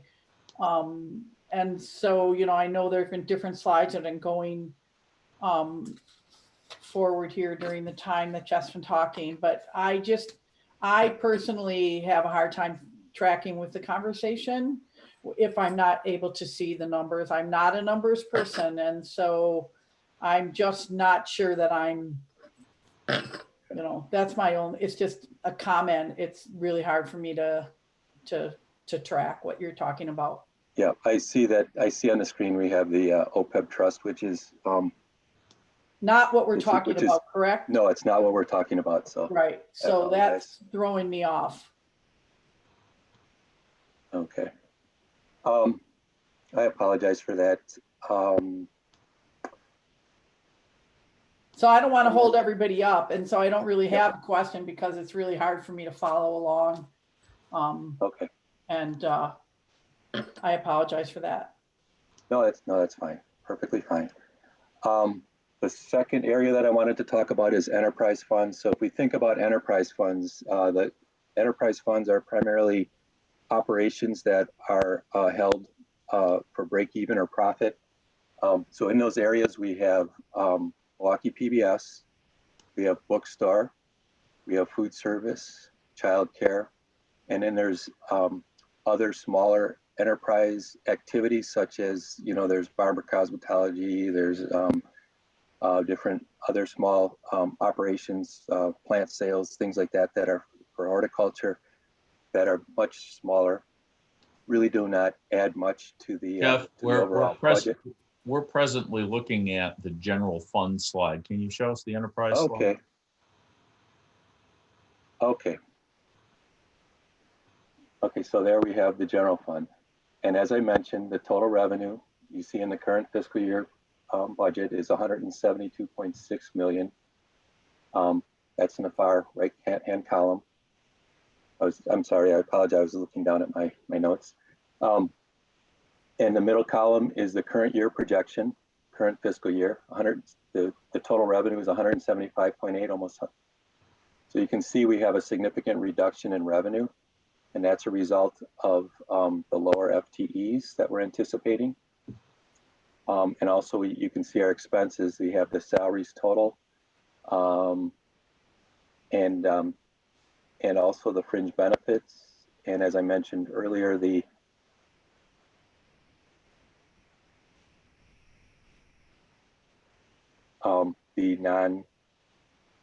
I refer to it as discretionary spend. and that's $18.7 million. We're presenting a balanced budget for fiscal year 21. Now, if we scroll down just a little lower, you can see the comparative FTEs. You can see 2 years ago, or fiscal year 19 ended, or last year, I should say, just shy of 9,900 FTEs. And we had, as Dr. Law mentioned, we have 9,900 FTEs, and we're anticipating a reduction this current year. So, but like I said, we're presenting a balanced budget. If we could go to the enterprise tab, worksheet. The upper half is showing the current fiscal year. You can see, like I mentioned, in the enterprise fund, we have Milwaukee PBS, we have bookstore, food service, et cetera, all the way across, showing what our projection is for the current year. You can see that we used, for Milwaukee PBS this current year, we're anticipating $1.3 million of FCC funding. We had budgeted quite a bit higher than that, and so it's a tribute to PBS for closing the gap a bit. You can see the bookstore is showing a surplus for this year. Food service about a $600,000 deficit. Childcare almost $900,000, and the parking structure $700,000. You can see the total non-public television deficit of $484,000. That will be coming out of our reserves. You can see on row 9, the reserves are row 11 compared to row 10. There's a reduction of almost $500,000. $484,000 is what we are taking from the reserves anticipating taking from the reserves for this current year for enterprise. And the lower section is the proposed budget for fiscal year 2021. You can see Milwaukee PBS is anticipating about $1.2 million in FCC funding. The bookstore, food service, childcare, and all the other areas are budgeted as if we did not know exactly how the budget would come out with all different scenarios. No matter what scenario we picked, we would have been wrong. But what we chose to do is budget as if operations were as normal, as if everything was face to face. We do know that in October we get the opportunity to resubmit a budget. So we're buying time. We're looking at scenarios, but we are going to resubmit a budget in October that will where we closely anticipate what we should expect for the enterprise units. So I'll pause and see if there's any questions related to the enterprise operations this year and the budget for next year. Jeff, could you scroll the slides so we can see both of, there we go, all of that at once. Thank you. If anyone else has questions?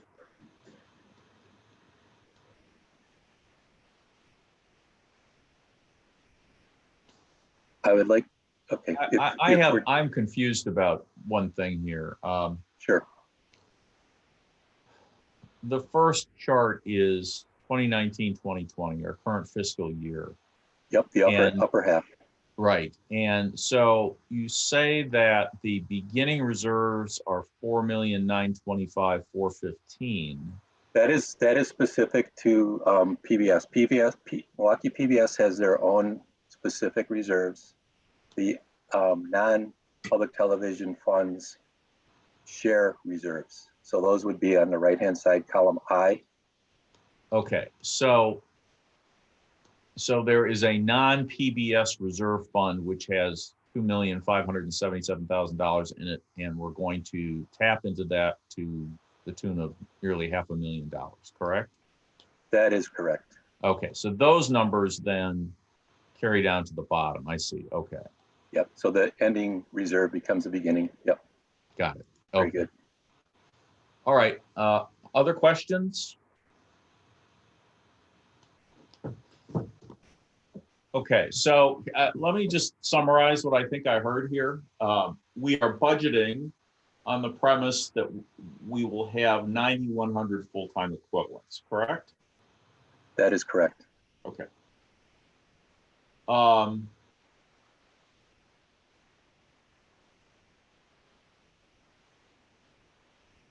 And you are expecting to submit a revised budget in October based on, I assume, FTE numbers to that point, but also whatever budget repair bills, et cetera, might be forthcoming. Is that right? That is correct. We don't anticipate making too many corrections to the general fund or Fund 1 budget, but we do anticipate the enterprise fund.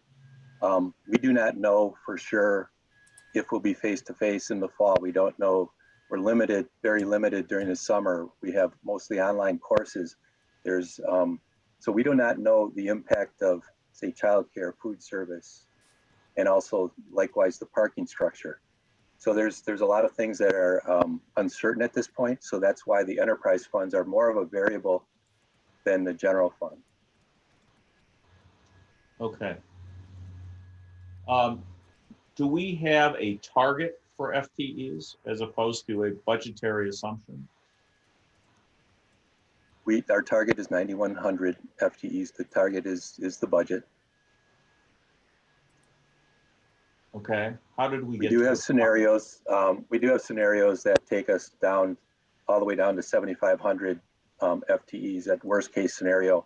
I mean, that's like, but and we're also developing action plans if those scenarios. I mean, I can't imagine those scenarios playing out, but I mean, to the extent that we fall below 9,100, we do have scenarios that will could anticipate activities that will help us to close those gaps or mitigate the financial impact. Okay, maybe this doesn't need to be said, but it's one thing to say we're going to plan for the worst, and we're going to have strategies to deal with it if it looks like we're about to face the worst. But our goal for the 6 years I've been on the board has been to increase full-time equivalents, to staunch the decline and then to increase them. We had one brief uptick last year, and if in any of those prior years we had said we're expecting an 8% or 9% decline, we would have been asking about, okay, what are we going to do differently to make that number go up rather than cushioning the downward side? And I just want to make sure that we are looking at it in terms of our goal ought to be to go up from where we are, not just to cushion the downfall. And I know that sounds like an impossible question to be asking right now. How do we increase these numbers? But if we aren't focused on increasing them, then I guarantee we're going to have less than 9,100. Well, we do have many plans in the works. In fact, if you think about it, we have students. Think about the four-year college students that may not have an opportunity to go back to college in the fall.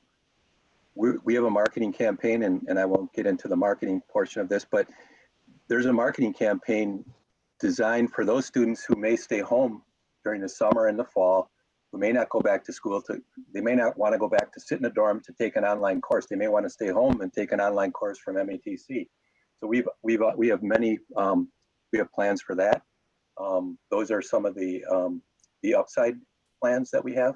There's a lot of there's so many plans that we have going, but that is one of the biggest marketing events that we're gonna kick off in the near future. So so you're right. There are and there's another couple other things, as you mentioned over the years. We all know that there's less people graduating from high school, so there's a constant decline. There's less people graduating from high school, so the funnel gets a little bit smaller for us. Our direct from high school funnel. So Dr. Martin, a couple of years ago, started the promise, the direct from high school promise. We also have an adult promise. There's a new program that we're starting We referred to it early on as the Start Fresh. We presented it to the board. That was a program for students who have a balance and they're kind of locked out of the system because they owe money. If you can't come back to school if you owe money. So what we're doing is the Start Fresh program allows students who've been out of school for 2 years or longer the opportunity to come back. Their balance, if their balance is less than $1,500, they can take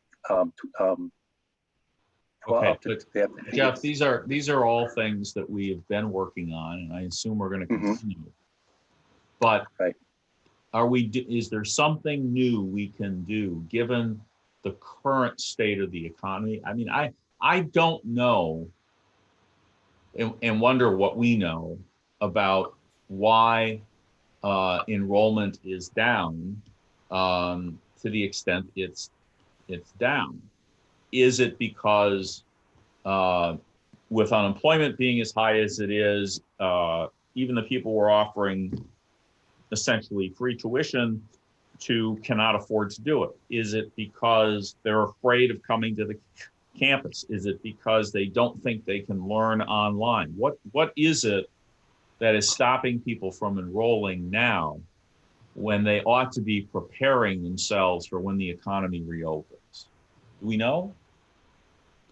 If I may share some of the research that we've seen, this is Dr. Mirlaw, the Vice President of Enrollment Management. Great, thank you.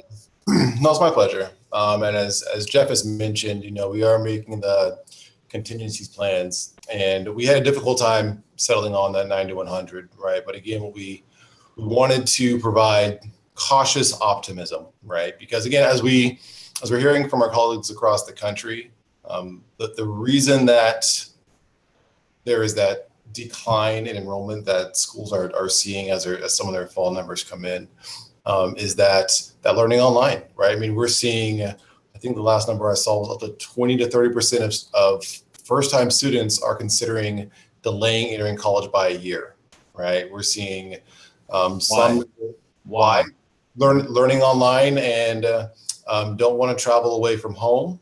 I don't understand the learning online point. They don't want to do learning online? Correct. That they are not comfortable learning online, right? That the college experience that they want to pay for isn't one that's going to be online, right? So in addition to what Jeff has mentioned, some strategies that we've employed so far is we have, along with other schools in Wisconsin, we have waived the application fee. We have reopened the Promise program application deadline.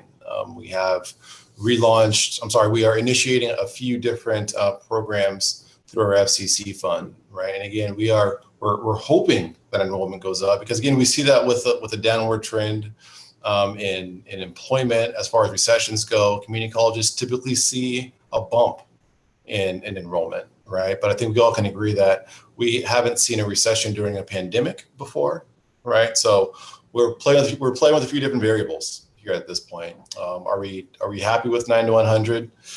No, right? Are we going to push for that 10,000 plus number? Definitely. But with so many variables that are just outside of our control and seeing some of the research coming in that, like I said, up to 20 to 30% of students just aren't planning to be in school next year, right? We're approaching this with cautious optimism.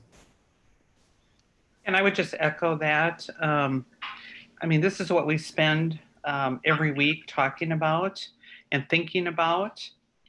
We are being optimistic with 9100. We also recognize that it's two sides of the equation. It's what we can offer that attracts our students to want to attend, taking care of the digital divide, which we know is an issue for a lot of our students, complexities around finances and their families right now, trying to figure out how to negotiate all of that with childcare and some other issues that folks may have. So, I mean, we know that those are all the issues that people are thinking about right now, concerned about coming on campus, all the additional steps that they're going to have to take, just the way we're going to probably be looking at the schedule, sure that we can offer a good education for all of them. Certainly, if this was a normal recession, we would be looking at enrollment increases and predicting that. But We have to make sure that the students are attracted to it, want to attend, stay in school, which is part of the guided pathways approach, and continue their education. And so there's a lot of unknown variables right now, given this very uncertain environment, but it's certainly not because we're not thinking about it and talking about it and coming up with strategies every single week. Anybody else have questions? Yes, this is Director Dahl, and I have a question. And I just feel as a board member, we need to be aware of how this is all working with the COVID-19 situation. I know in business, there's many government programs, the payment protection program or paycheck protection program, which I know Alice Roller's participating in. There's the CARES Act. And I noticed in the footnotes here, it says that the child care and food expenses continued on even though there were no revenues. So we're continuing to pay, which I think, given everything that's happening, is it the strategy of MATC, given all of the variables of trying to keep people employed, to not lay anybody off? And would we even lay anybody off? And then on this flip side of that, if we see enrollment go up, are we at a level that can take care of 10,000 FTEs, 10,500 FTEs in these areas, or will we have to? So we're carrying people through a rough time. Do we have enough people if it goes up? And is it our goal, given all these programs, to keep everybody employed throughout the organization? Well, we're actually looking at a redeployment process of those folks who really don't have maybe 100% of a load right now of work, to be able to then shift to other work that we do desperately need right now. So that's what we're looking at. And during the summer, we typically don't have the other child care centers open except for downtown.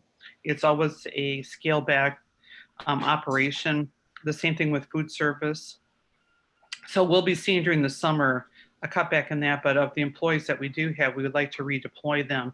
And those that we can't redeploy, we'll be coming up with other strategies as we move forward. Well, thank you. And along those lines, you're showing that you're almost breaking even in 2021. You only show a $22,000 deficit. That seems different than prior budgets. Have we always tried to break even in those enterprise accounts?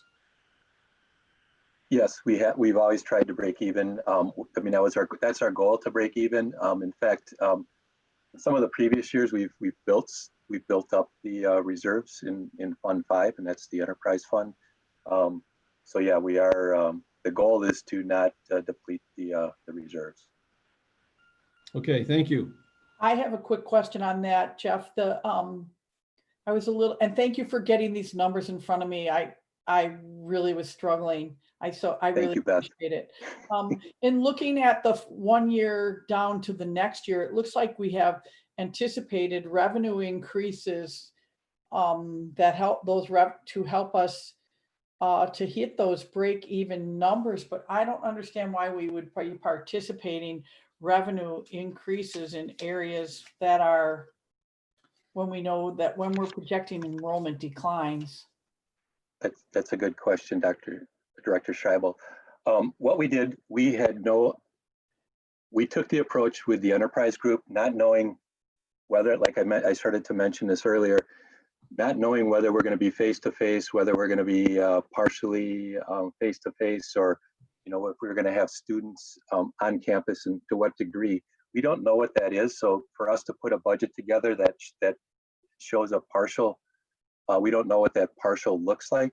And a lot of these services are face-to-face services, food service, childcare, even the parking structure. So what we did is we've kind of left those alone as if we were coming back 100%. We know that in October that we can make an amendment. We do an amendment every October when we true up our numbers with all our revenue and other items. But this year in particular, we're going to true up the enterprise group as we have a better view of what that scenario looks like for us going into the fall. So October, like I said, we will true this up. We will true up the budget, and it will be more accurately reflect what we think the scenario is for the fall and in the upcoming spring semester. Thank you. You're welcome.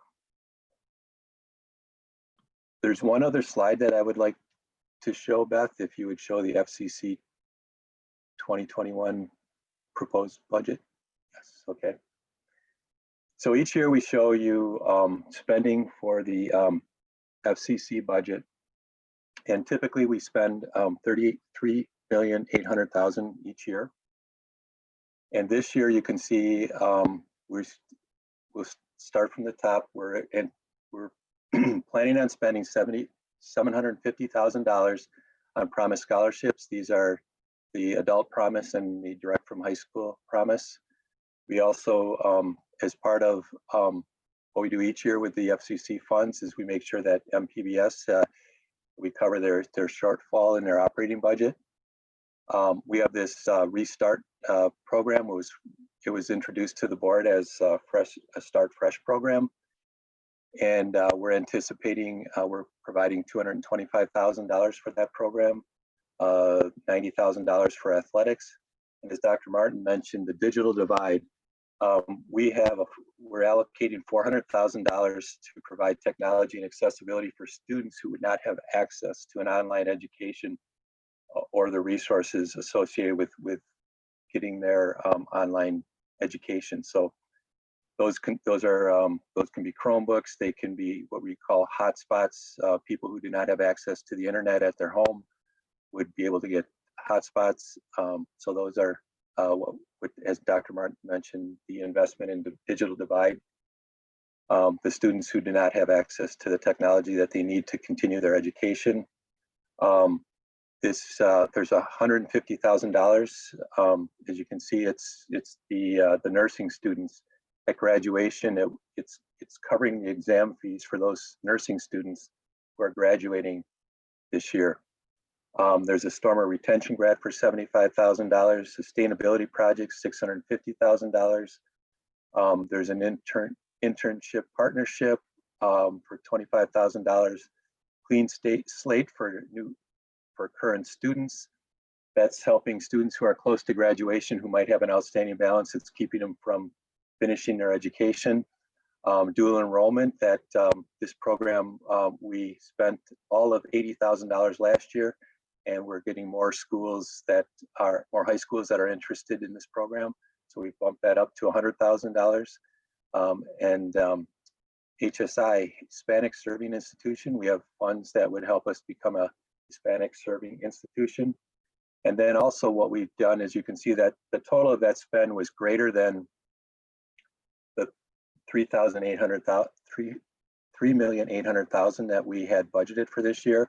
But what we did is we took the excess funds from the previous year, which was $470,000 that was not spent from the previous year's $3,800,000, and that was $470,000, and we carried that unspent spending over to this year to get to the $3.8 million. And if you scroll down just a little further, you can see the 4 criteria that we use to evaluate FCC investments which was approved by the board. And I'd like to pause and allow for questions if anybody has questions related to the FCC proposed budget for fiscal year 2021.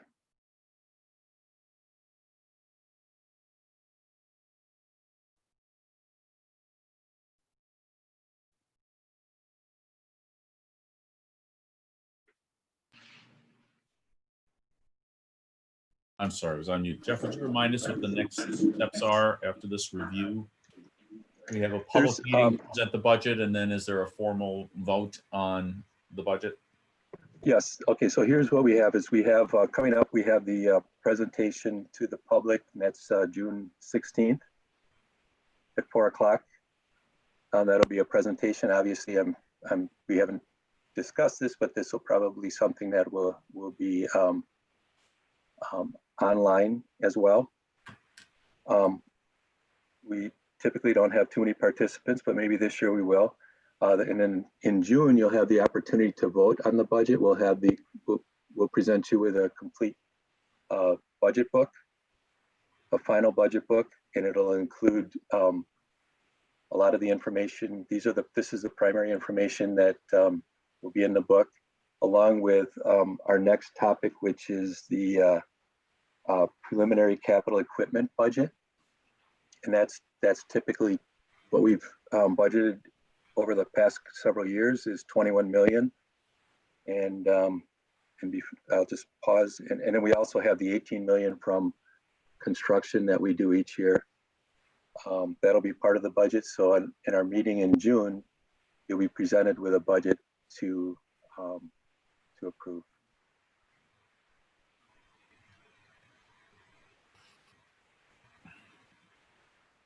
So those are the next steps: the board presentation, or the public presentation, and then the board presentation to the board for approval in June.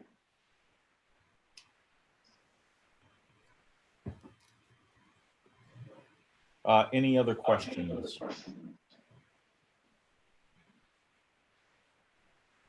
Jeff, are you going to present something specific on the capital expenditures, the capital equipment budget? Yes. Well, basically, I mean, it was an attachment to the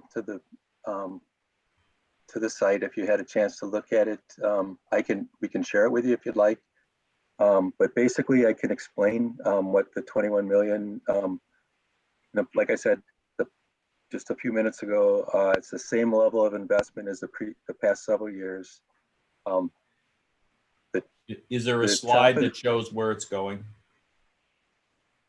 Yeah. Yes. Get to that slide. There it is. Okay. So this is a summary page. You can see what was on the left-hand column, what was requested for the current fiscal year. And you can see what was approved for the previous year's budget, or the current year budget, the 21 million. And the far right-hand column shows the changes from year to year in spending. And each of these categories, there's a high level, below this, there's a high level presentation of the items that make up the 5,182,000 for academics, the college advancement of $357,850. As you scroll down, you'll see what those amounts are. And like I said, this was attached to the meeting schedule.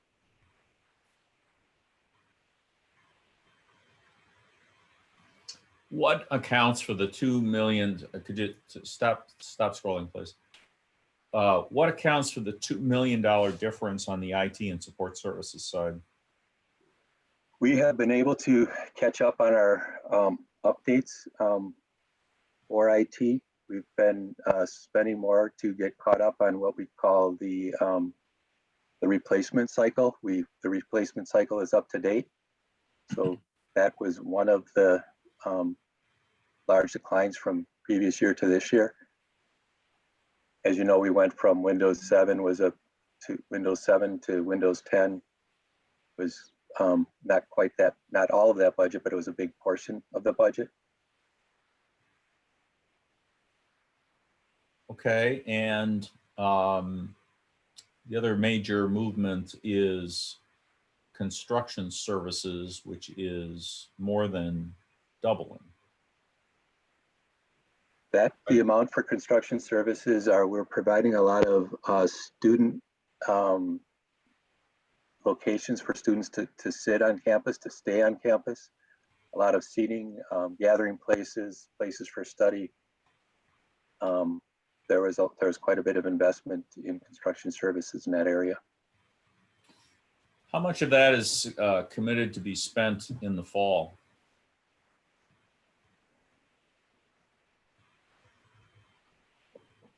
Let me get to the broader question. We're talking about spending $2 million more, $2.1 million more than the previous year, which you describe as largely for places for students to gather and stay, when we're in a situation where we are assigning one seat to a table in the spaces we already have. Are we fighting the last war and not the next one? Are we really going to need to spend all that money to bring students in? And at what point are we going to realize whether those students are going to come back soon or not? I mean, it's possible we won't be having those kinds of gathering areas for some time. Certainly, all of we've been all doing of this. the next. So this is academic Ginny year's Rossi, possibility. the Director of Facilities Planning. Okay. Can Great. you hear me? Yes. Okay.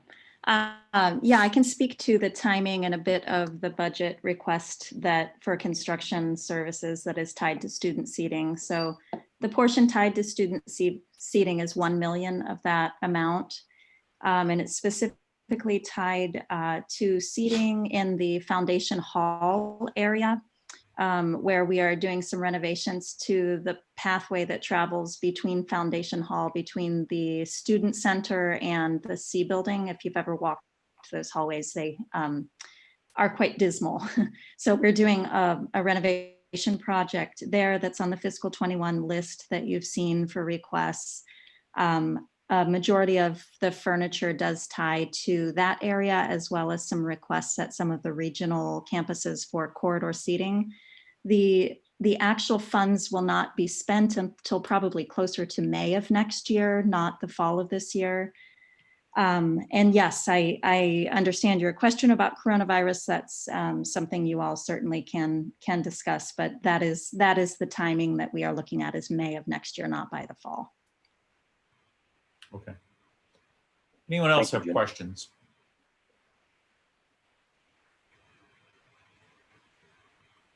Okay, let's move on to the next item. This would be the Opeb report. Okay, the Opeb report was emailed to you. I think, Beth, you have it. I know you showed it earlier. So I'm glad we're all sitting down. The ending market value was taken at March 31st. And if you think about March 31st, if anybody looked at retirement accounts or if they had any money in the market, you would realize that the value was down significantly. In fact, if we talk about the FCC Spectrum Trust, the ending market value was $82,769,000, down from December 31st of $94,859,000, significantly down. So over $12 million down in the quarter. As you know, the result of this was because of the current situation that we're in. But as of, just wanted to let you know that as of Friday, this past Friday, the value for the FCC Spectrum Trust was $87,734,000. It's up $5 million from the ending market value as of March 31st. There you go. So the market value obviously is up significantly. I'm sure we're going to see quite a bit of more changes as we move throughout this period that we're in. Just wanted to share with you the market value of the Opeb Trust, which is the next sheet, was $30,954,000 as of March 31st.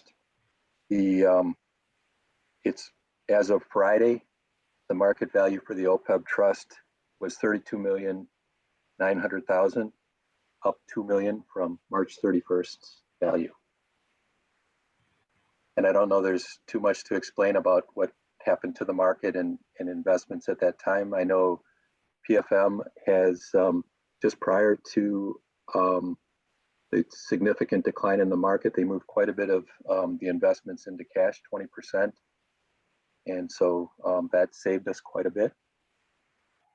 So I'll just pause to see if there's any questions that I might be able to answer, if you have them. Yeah, this is Director Dahl. It appears that we've improved against the benchmark a little bit from inception till now, because we had a better performance. No, maybe I'm not right about that. We really are just pretty much trending just slightly below the benchmark consistently. Is that right, Jeff? That is correct. Yep.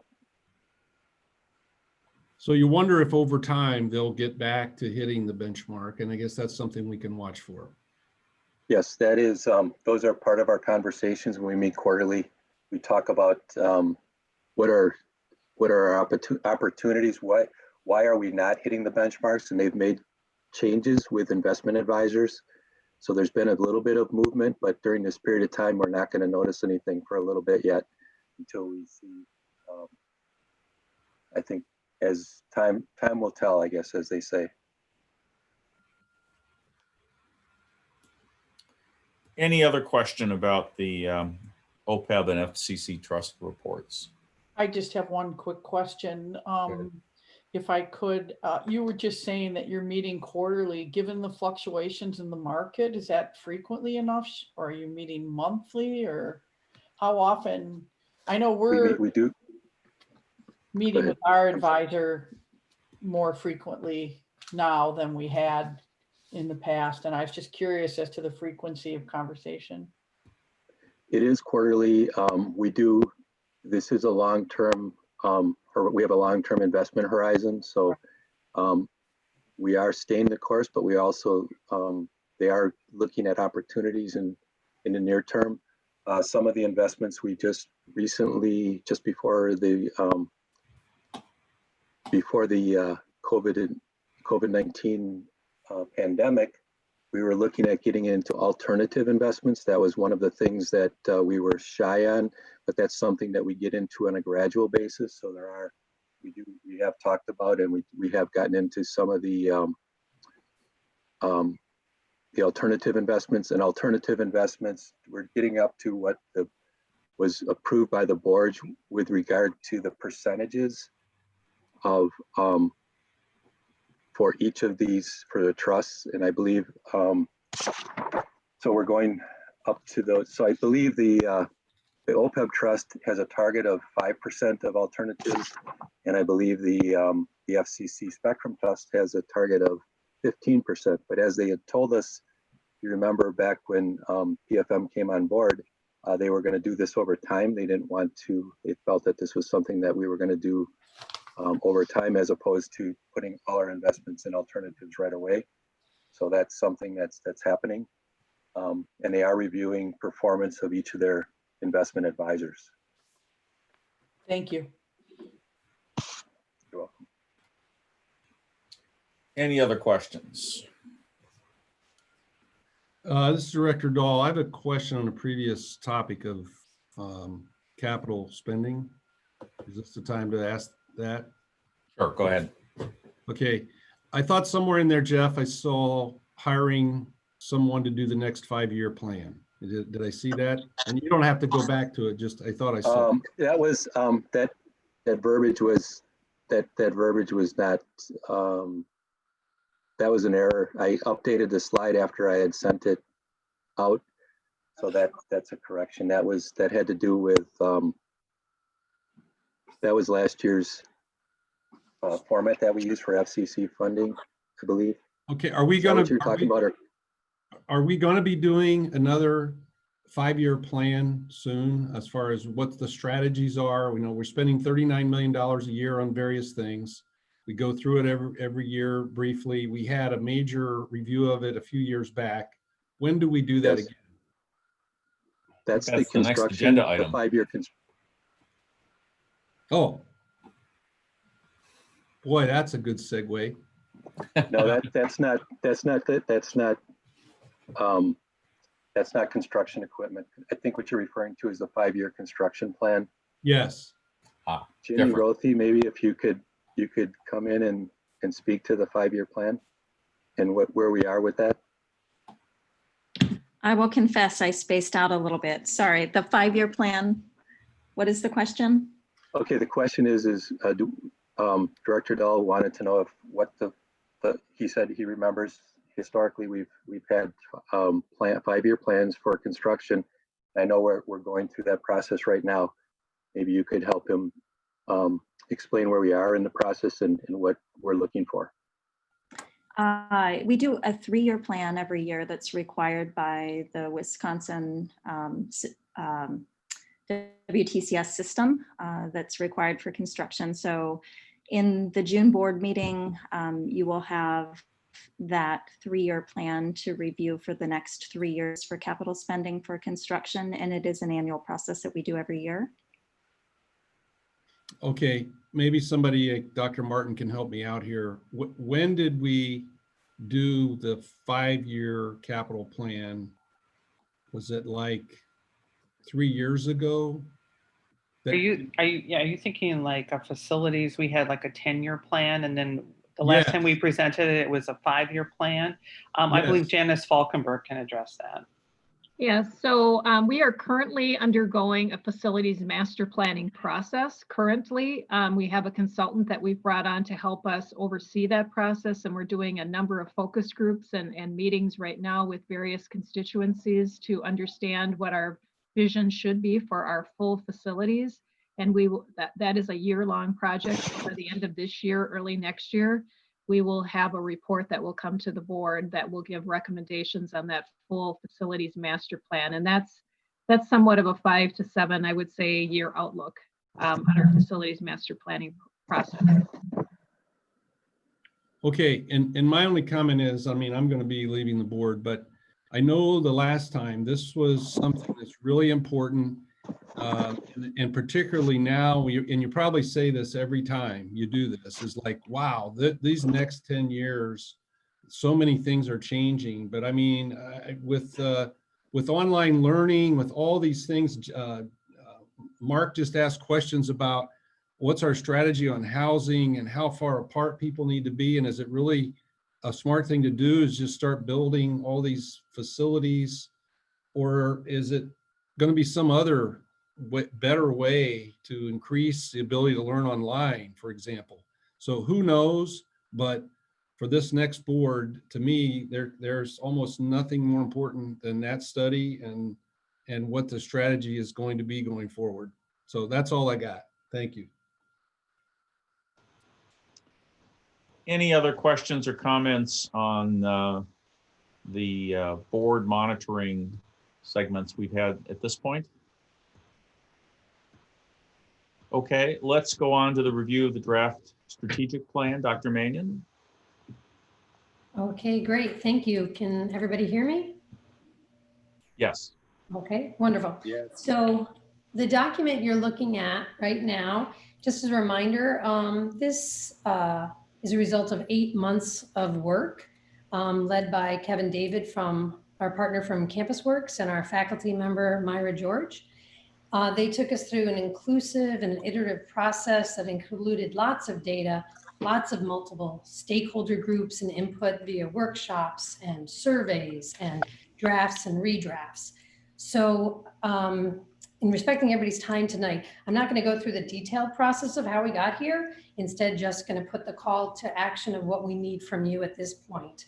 So in June, we're going to be seeking your approval of this document. This would be our foundational document from which we would then be aligning and cascading our annual plans. Generally, it lasts between 3 to 5 years, and we leave it a little bit loosey-goosey there on purpose because, as we've realized, when things change or if the strategies need to change, the mission, vision, values, perhaps not so much, but we want to make sure that we do not find ourselves flat-footed in the future. So over the next month, when you're reading this, basically, we're asking that you can look at this document and with each piece say yes. So basically, you're looking at the mission and vision, which you all, thank you very much for your participation, that you look at this mission and you feel good, that yes, this is why we exist. And the vision encapsulates, this is what we're striving to be. The values and the strategies, this will be the first read for you. I think we've talked about it before that they've gone through, again, a number of processes I won't go through now that A lot of stakeholder input here, but looking at the values so that you can say, yes, that these reflect what we believe in and the behavior we expect in order to support that mission and achieve our vision, and the strategies, knowing what you know about the college and the community, being able to say, yes, these are the best and most appropriate priorities for the college at this time. So that's basically what we'll be looking for in the June meeting. So Kevin is on the line if you have any process questions for him, or I'm happy to answer anything, but basically that's what we're looking for. And I would like to point out that in strategy number 3, we got the word catalyst in there. So any questions?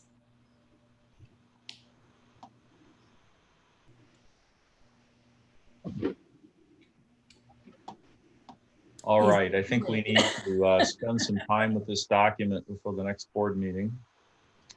And anybody have questions they want to ask right now? I think we're experiencing some fatigue here as the meeting has gone on. So Kevin, with apologies that we're not enthusiastically jumping up and down at this point. Mark, I have a question. So do Go I. ahead. I thought that this meeting we were actually voting on the mission and vision per the subcommittee meeting. That's a good point. I thought we were going to do that as well. I can answer that, Mark, having chaired that subcommittee meeting. Carrie, what was determined was that there is no vote on the vision and mission separately, and the vision and mission are put into it, and there's one vote on the strategic plan, which includes the mission, vision, values, and strategies. So while we had alignment around the mission and visions, they're integrated in here, and there isn't a separate vote on just those 2 components. Thank you. Yeah. So all 4 of them are here now. So I guess what else would we be voting on besides what we're seeing here? Nothing. This is just the first read, giving you time to look at it if there were any questions that you had, process-wise, et cetera. So I guess I'm fine with one of the questions I have under the strategies part, and maybe Kevin, this is for you. I'm guessing that there are metrics, and I don't need to get into the weeds on the metrics, but I am curious a little bit on the strategies, trying to envision what the metrics might look like for some of those strategies. And so that maybe isn't necessary for us to do that, but examples or something might be helpful a little bit. So yeah, nothing on the onset. I was just curious at what point, or what we're expecting to achieve when you do those strategies. Sure. Yeah. Kevin, did you want to address that, or? Sure, happy to. Yeah, hi everybody. Thanks for having me. And thanks for sticking around for this discussion. To answer your question, Director Olson, we are working right now on finalizing the measurable objectives that will be under each of these strategies. So each of these strategies will have anywhere from 3 to 6 measurable SMART objectives that the institution will aim to achieve in order to advance each of the strategies. And then each of those objectives will have documented action plans, annual action plans that will be revisited minimally on an annual basis to review where they are and then planning for the subsequent year coming up. And so we are working on all of that right now. And at this point, these are the finalized process. What typically happens is that at the board level, the board blesses kind of the high level strategic directions along with the institutional values and mission and vision. But then are regularly also kept abreast of the metrics and the KPIs and the objectives and what progress is being made. Okay, that's I'm familiar. That's what I thought the process was, but it's helpful to just hear that too. Absolutely. So we would look Anything at else on the draft strategic plan at this point?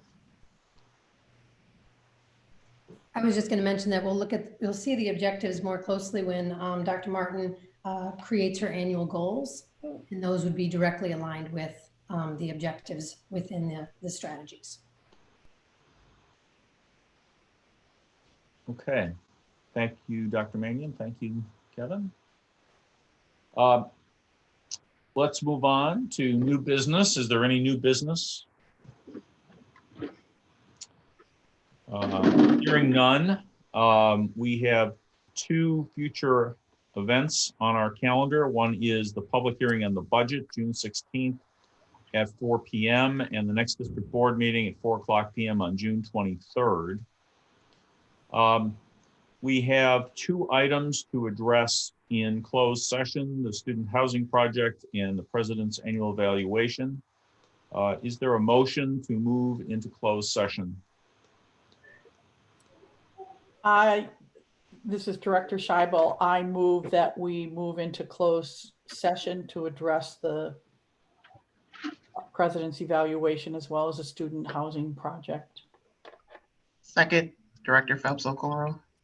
Okay, we have a motion from Director Scheibel and a second from Director Phelps-Okoro.